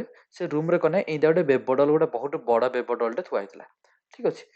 ତାଙ୍କ ଉପର ବ୍ୟାଚ୍ ପିଲାଙ୍କୁ ଡାକିଲେ ବା ଯେଉଁ ଛୋଟ ଛୋଟ ପିଲାଙ୍କୁ ନେଇଥିଲେ ତାଙ୍କଠୁ ବଡ଼ ବା ତାଙ୍କ ସିନିୟର ପିଲାମାନଙ୍କୁ ଡାକିଲେ ବା ଆଡଲ୍ଟ ପିଲାମାନଙ୍କୁ ଡାକିଲେ। ସେ ଆଡଲ୍ଟ ପିଲାମାନେ କ'ଣ କଲେ, ଏଇ ଯେଉଁ ବେବଡଲଟାକୁ ସହ ଖେଳିଲେ। ମାନେ ବେବଡଲଟାକୁ କିଛି ଆଡଲ୍ଟ ପିଲା କ'ଣ କଲେ, ଏଇ ବେବଡଲଟାକୁ ଯୋଉଟେ ବାଡ଼େଇ ଦେବେ, ସେ ବେବଡଲଟା ତଳେ ପଡ଼ିକି ଉଠିଯିବ। ଆଗ୍ରେସିଭ୍ ୱେରେ ବାଡ଼େଇଲେ, ଠିକ୍ ଅଛି ନା। ଆଉ କିଛି ପିଲା ଶାନ୍ତ ହେଇକି ଦେଖିଲେ, ଆଉ କିଛି ପିଲା କ'ଣ କଲେ, କିଛି ଆକ୍ସନ ଦେଖେଇଲେନି, ଠିକ୍ ଅଛି। ବା ଆଡଲ୍ଟ ପିଲାମାନେ କିଛି ଆକ୍ସନ ଦେଖେଇଲେନି। ଏସବୁ ଜିନିଷ ଯେତେବେଳେ ଏଇ ଛୋଟ ଛୁଆ ଗୁଡ଼ା ଦେଖିଲେ ବା ଯେତେବେଳେ ଦେଖିଲେ ତାଙ୍କ ସିନିୟର ଗୁଡ଼ା ଏ ବେବଡଲକୁ ଆଗ୍ରେସିଭ୍ ୱେରେ ବାଡ଼ଉଛନ୍ତି ବା ଯେତେବେଳେ ଜୋର ଜୋରେ ବାଡ଼ଉଛନ୍ତି, ସେଇଥିରୁ କିଛି ପିଲା କ'ଣ କଲେ ବା ସେଇ ଯେଉଁ ଏକ୍ସପେରିମେଣ୍ଟଟା ଦେଖିଲେ ବା ସେଇ ଯେଉଁ ଏଇ ଖେଳଟା ବେବଡଲ ଖେଳଟା ଦେଖିଲା ପରେ ଏହି ପିଲାଟା ସେଇ ଆଗ୍ରେସିଭ୍ ବିହେଭିୟରଟାକୁ କପି କଲେ। ଯାହାଫଳରେ କି ବାନ୍ଦୁରାଙ୍କର ଲର୍ଣ୍ଣିଂର ଯେଉଁ ଏକ୍ସପେରିମେଣ୍ଟଟା ଥିଲା କି ଗୋଟେ ଛୋଟ ଛୁଆଟେ ସିଏ କ'ଣ କରିବ, ତା ଆଡଲ୍ଟକୁ କପି କରିକି ଶିଖିବ, ଠିକ୍ ଅଛି। ତାପରେ ଚାଲନ୍ତୁ ଯିବା ଆମେ ପଢ଼ିଦେବା। ଏବେ ଆପଣଙ୍କୁ ବୁଝିବା ହେବ ସହଜ। ଦେଖନ୍ତୁ, ପ୍ରଥମେ ଗ୍ରୁପ ୱାନ୍ରେ ବାନ୍ଦୁରା ଡିଭାଇଡେଡ୍ ଚିଲଡ୍ରେନ୍ ଇଣ୍ଟୁ ଗ୍ରୁପ୍ସରେ ଭାଗ କରିଦେଲେ। ଗ୍ରୁପ ୱାନ୍ରେ ପିଲାମାନେ ଆଗ୍ରେସିଭ୍ ମଡେଲକୁ ରଖିଲେ, ଯେମିତିକି ଚିଲଡ୍ରେନ୍ ୱାଚ୍ ଆନ୍ ଆଡଲ୍ଟ। ଯେଉଁ ଆଡଲ୍ଟ ମାନେ ଆମର କିକ୍ କରୁଥିଲେ ତାକୁ, ଯେଉଁ ବେବଡଲଟାକୁ ବାଡ଼ଉଥିଲେ, ସେଇ ଯେଉଁ ଆଗ୍ରେସିଭ୍ ଆଡଲ୍ଟ ମାନଙ୍କୁ ଯେଉଁ ଦେଖିଲେ, ଗୋଟେ ଗ୍ରୁପ ପିଲା କ'ଣ କଲେ, ଏଇ ଯେଉଁ ଆଗ୍ରେସିଭ୍ ଆଡଲ୍ଟ ମାନଙ୍କୁ ଭଲସେ ଦେଖିଲେ, ଯେଉଁମାନେ କି ପଞ୍ଚ କରୁଥିଲେ, କିକ୍ କରୁଥିଲେ, ସୁଟ୍ କରୁଥିଲେ ଏ ବେବଡଲକୁ, ଠିକ୍ ଅଛି। ତାପରେ ଆଡଲ୍ଟ ୟୁଜ୍ ଏ ଷ୍ଟିକ୍ ବା hammer and set words like hit it pow ବା ଚିଲେଇ। ଆଡଲ୍ଟ ମାନେ କ'ଣ କରୁଥିଲେ କି ଗୋଟେ ହାମରରେ ବାଡ଼ଉଥିଲେ ଏଇ ଯେଉଁ ବେବଡଲଟାକୁ। କିଛି ଆଡଲ୍ଟ ତାକୁ କିକ୍ କରୁଥିଲେ, ତାକୁ ସୁଟ୍ କରୁଥିଲେ, ଠିକ୍ ଅଛି ନା। ଏସବୁ ଜିନିଷ ପିଲାମାନେ କିଏ ଦେଖିଲେ, ଆଗ୍ରେସିଭ୍ ମଡେଲ ବା ଏସବୁ ଜିନିଷ ପିଲାମାନେ କିଏ ଦେଖିଲେ, ଛୋଟ ଛୁଆମାନେ ଦେଖିଲେ, ଠିକ୍ ଅଛି।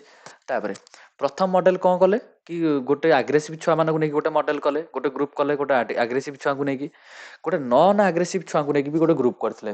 ଆମର ଯେଉଁ ଛୁଆମାନେ କ'ଣ ନର୍ମାଲ ଆସିକି ବସିଲେ, ଧୀରେ ଧୀରେ ଖେଳିଲେ, କିଛି କେଉଁ ବଲ୍କୁ ବା କେଉଁ ଡଲ୍କୁ ହିଟ୍ କଲେନି, ଖାଲି ସେ ନର୍ମାଲ ଖେଳିବା କଥା ଖେଳିଲେ।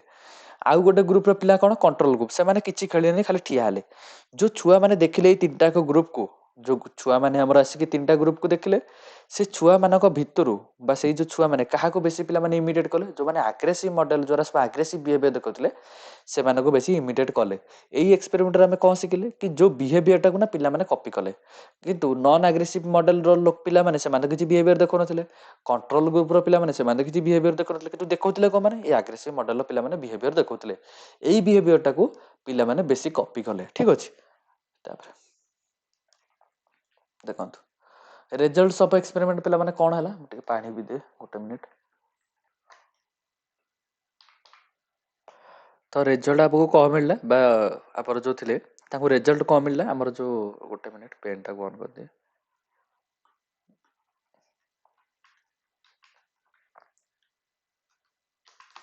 ଗୋଟେ ମିନିଟ୍ ପିଲାମାନେ।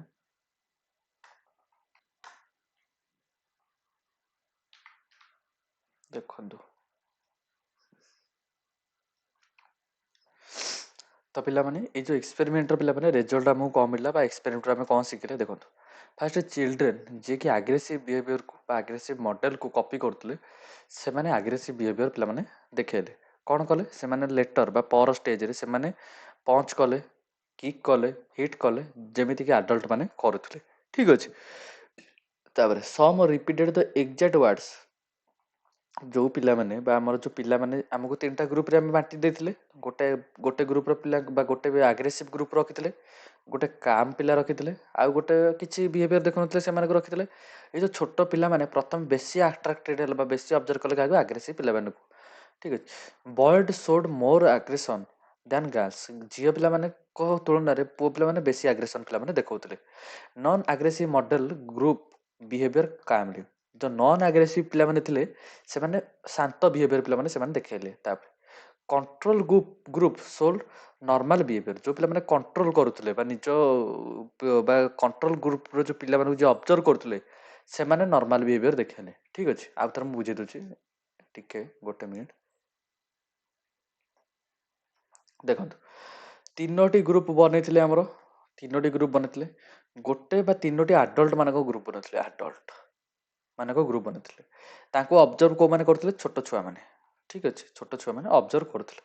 ଏଠି ଗୋଟେ ଗ୍ରୁପ ପିଲା ଅବଜର୍ଭ କରୁଥିଲେ, ଏଠି ଗୋଟେ ଗ୍ରୁପ ପିଲା ଅବଜର୍ଭ କରୁଥିଲେ ଆଙ୍କୁ, ଆଉ ଏଠି ଅଲଗା ଗ୍ରୁପ ପିଲା ଆଙ୍କୁ ଅବଜର୍ଭ କରୁଥିଲେ। ବା ଆଡଲ୍ଟ ପିଲାଙ୍କୁ ଅଲଗା ଗ୍ରୁପର ଅବଜର୍ଭ କରୁଥିଲେ, ଯୋଉ କାମ୍ ରହୁଥିଲେ ସେମାନଙ୍କୁ ଅଲଗା ଗ୍ରୁପର କରୁଥିଲେ, ଆଉ ଯୋଉ ଅଲଗା ପିଲାମାନେ ତାଙ୍କୁ ବି ଅଲଗା ଗ୍ରୁପର କରୁଥିଲେ। ଯେତେବେଳେ ଯୋଉ ଆଗ୍ରେସିଭ୍ ପିଲାମାନେ ଯୋଉ ଥିଲେ ତାଙ୍କୁ ଯୋଉ ପିଲାମାନେ ଅବଜର୍ଭ କରୁଥିଲେ ସେମାନେ ସେମ୍ ଆଗ୍ରେସିଭ୍ ବିହେଭିୟର ଦେଖେଇଲେ। ଯୋଉ ପିଲାମାନେ କାମ୍ ବିହେଭିୟର କରୁଥିଲେ, ନର୍ମାଲ ଖେଳୁଥିଲେ, ସେମାନଙ୍କୁ ଯୋଉ ପିଲା ଅବଜର୍ଭ କରୁଥିଲେ ସେମାନେ ବି ସେମ୍ ବିହେଭିୟର ଦେଖେଇଥିଲେ ବା ସେମାନେ ବି ସେଇଭଳିଆ ବିହେଭିୟର ଦେଖେଇଲେ। ଆଉ ଯୋଉ ପିଲାମାନେ ଅଲଗା ଗ୍ରୁପର ପିଲାମାନେ ଥିଲେ ଯୋଉମାନେ କିଛି କାମ କରୁନଥିଲେ ସେମାନଙ୍କୁ ଯୋଉ ପିଲା ଅବଜର୍ଭ କଲେ ସେମାନେ ବି ସେଇଭଳିଆ ବିହେଭିୟର ଦେଖେଇଲେ। ଠିକ୍ ଅଛି। ତ ଯୋଉ ପିଲା ଯୋଉ ଗ୍ରୁପକୁ ଅବଜର୍ଭ କରୁଥିଲା ସେଇ ଭଳିଆ ବିହେଭିୟର ଦେଖେଇଲା। ଠିକ୍ ଅଛି। ତାପରେ କନକ୍ଲୁଜନ ପିଲାମାନେ ଆମେ କଣ ପାଇଲେ, ଚିଲଡ୍ରେନ୍ ଲର୍ନ କରନ୍ତି ଆଗ୍ରେସନ ବାଇ ଅବଜର୍ଭିଂ ଅଦର୍ସ। ପିଲାମାନେ ଆମର ଯୋଉ ପିଲାମାନେ କଣ ପିଲା ବେଳୁ ହିଁ ରାଗିଟା ଶିଖନ୍ତି ବା ରାଗ ହିଁ ପିଲା ବେଳୁ ଶିଖନ୍ତି। କାହାଠୁ, କି ଯୋଉ ତାଙ୍କ ସରାଉଣ୍ଡିଂରେ ଯୋଉ ପିଲା ବା ଲୋକମାନେ ଥିବେ ବା ତାଙ୍କ ବଡ ଭାଇ ଭଉଣୀ ମାନେ ଥିବେ, ତା ବାପା ମାନେ ଥିବେ, ସେମାନେ ଗୋଟେ ପିଲାବେଳେ ସେଇ ଜିନିଷଟା ଅବଜର୍ଭ କରିକି ଶିଖନ୍ତି। Learning can occur without direct reinforcement. ଲର୍ଣ୍ଣିଂଟା ପିଲାମାନେ କେମିତି ହବ, କି ଡାଇରେକ୍ଟ ରେନଫୋର୍ସମେଣ୍ଟ ଥ୍ରୋରେ ହବ ବା ଡାଇରେକ୍ଟଲି ବା ତାକୁ ଡାଇରେକ୍ଟ ଆମେ ଦେଲେ ତାର ଲର୍ଣ୍ଣିଂଟା ହବ। Behaviour is influence Bai model. ଯୋଉ ମଡେଲକୁ ପିଲାମାନେ ସେମାନେ ଅବଜର୍ଭ କରିବେ ତା ଅନୁସାରେ ପିଲାମାନେ ତାଙ୍କର ବିହେଭିୟର ହବ। ବିହେଭିୟର, ଏନଭାୟରମେଣ୍ଟ ଆଉ ଇମିଟେସନ। ଠିକ୍ ଅଛି। ତାପରେ ଏଜୁକେସନ ପିଲାମାନେ ଆମେ ଆକୁ କେମିତି ଇମ୍ପ୍ଲିଫାଇ କରିବା ବା ଇମ୍ପ୍ଲିକେସନ କେମିତି ଆମେ କରିବା, ଦେଖନ୍ତୁ। ଟିଚର ମଷ୍ଟ ମଡେଲ ଗୁଡ ବିହେଭିୟର। ଗୋଟେ ଟିଚରଟେ ସେ କଣ ପ୍ରଥମେ ବହୁତ ଭଲ ବିହେଭିୟର ଦେଖେଇବ। ଠିକ୍ ଅଛି। Because student imitate. ଗୋଟେ ଟିଚର ଯେତେ ଭଲ ବିହେଭିୟର ଦେଖେଇବ ଷ୍ଟୁଡେଣ୍ଟ ତାକୁ ଇମିଟେଟ୍ କରିବ। ତାପରେ ଆଭଏଡ୍ କରିବ କଣ, aggression in front of children. ଛୋଟ ଛୁଆଙ୍କ ଆଗରେ ତାଙ୍କର ଯୋଉ ଆଗ୍ରେସନଟା ବା ରାଗଟା, ଗୋଟେ ଟିଚର ଛୋଟ ଛୁଆଙ୍କ ଆଗରେ ତା ରାଗଟାକୁ ଜମା ଦେଖେଇବ ନାହିଁ। Use demonstrator and role modelling in teaching. Demonstration method ପିଲାମାନେ ଆଉ ରୋଲ ମଡେଲିଂ ବା ଟିଚର ରୋଲ ଭଲ ବ୍ୟବହାର ବା ରୋଲ ମଡେଲିଂ ଏସବୁ ବହୁତ ବହୁତ ଇଫେକ୍ଟିଭ କରେ ଗୋଟେ ପାଠ ପଢାରେ। ଠିକ୍ ଅଛି ନା। ବା ଡେମନଷ୍ଟ୍ରେସନ ଆଉ ରୋଲ ମଡେଲିଂଟା ଟିଚିଂରେ ବହୁତ ଇଫେକ୍ଟିଭ କରେ। ସେଥିଯୋଗୁଁ ସେଇ ଜିନିଷଟା ଆମେ ୟୁଜ୍ କରିବା। ଠିକ୍ ଅଛି। ଆଜିର ପିଲାମାନେ କ୍ଲାସ୍ ଏଠି ସମାପ୍ତ କରିବା, କ୍ଲାସ୍ ଏଣ୍ଡ କରିବା ପିଲାମାନେ ଆଜିର କ୍ଲାସ୍। ଠିକ୍ ଅଛି। ତାପରେ ନେକ୍ସଟ ଭିଡ଼ିଓ ପିଲାମାନେ ଆସିବ କାହା ଉପରେ, OTET ପେପର 1 ପିଲା ଯୋଉ ପ୍ରିପାରେସନ୍ କରୁଛନ୍ତି ତାଙ୍କର କ୍ଲାସ୍ 2 ଆସିବ। ଠିକ୍ ଅଛି। ତାପରେ OTET ପେପର 2 ର ପିଲାଙ୍କର କ୍ଲାସ୍ 2 ଆସିବ। ଠିକ୍ ଅଛି। ଆଉ ଏଇ କ୍ଲାସ୍ଟା ପିଲାମାନେ ବୋଥ୍ ପେପର 1 ଆଉ ପେପର 2 ପିଲାଙ୍କର କ୍ଲାସ୍ 1। ଠିକ୍ ଅଛି। ତ ଏତେ ଯାଏଁ ପିଲାମାନେ ଦେଖିଥିବାରୁ ବହୁତ ବହୁତ ଧନ୍ୟବାଦ, ବହୁତ ବହୁତ ଥ୍ୟାଙ୍କ ୟୁ। ଆଉ ଯେଉଁମାନେ ବି ଏଇ ଯେଉଁ ନୋଟ୍ସ ଗୁଡ଼ାକୁ ପରଚେଜ୍ କରିବାକୁ ଚାହୁଁଛ ବା ନୋଟ୍ସ ଗୁଡ଼ାକୁ ଆଭେଲେବଲ୍ ନେବାକୁ ଚାହୁଁଛ, ତମାନେ କ'ଣ କର, ଏଇ ନମ୍ବରଟାରେ ମୋତେ ଗୋଟେ ହାଇ ପଠାଅ। ଗୋଟେ ମିନିଟ୍, ନମ୍ବରଟା ମୁଁ ଲେଖିଦିଏ। 7894749676। ଏଇ ନମ୍ବରରେ ମୋତେ ଗୋଟେ ହାଇ ପଠାଇଦେଲେ ମୁଁ ଆପଣଙ୍କୁ, ଏଇଟା ହ୍ୱାଟ୍ସଆପ୍ରେ ଭାଇ ପଠାଇବ ନା, ହ୍ୱାଟ୍ସଆପ୍ରେ ମୋତେ ହାଇ ପଠାଇଦେଲେ ମୁଁ ଏଇଥିରେ ଗୋଟେ QR କୋଡ଼୍ଟେ ଆପଣଙ୍କୁ ସେଣ୍ଡ କରିବି। ସେ QR କୋଡ଼୍ ଆପଣ 100 ଟଙ୍କା ଯଦି ପେମେଣ୍ଟ କରିଦେବେ, ମୁଁ ପ୍ରାଇଭେଟ୍ ଟେଲିଗ୍ରାମ ଚ୍ୟାନେଲ ଲିଙ୍କ୍ ଆପଣଙ୍କୁ ସେଣ୍ଡ କରିଦେବି। ପ୍ରାଇଭେଟ୍ ଟେଲିଗ୍ରାମ ଚ୍ୟାନେଲ ଲିଙ୍କ୍ ଆପଣଙ୍କୁ ମୁଁ ଲିଙ୍କ୍ ଆପଣଙ୍କୁ ସେଣ୍ଡ କରିବି। ଏ ଲିଙ୍କ୍ ଥ୍ରୋରେ ପିଲାମାନେ ମୋ ଟେଲିଗ୍ରାମ ଚ୍ୟାନେଲ ଆପଣ ଜଏନ୍ ହେଇକି ଏ ନୋଟ୍ର ଲାଭ ଉଠାଇ ପାରିବେ। ଠିକ୍ ଅଛି। ଚାଲନ୍ତୁ ଦେଖା ହେବା ଆଉ ଗୋଟେ ଭିଡ଼ିଓରେ।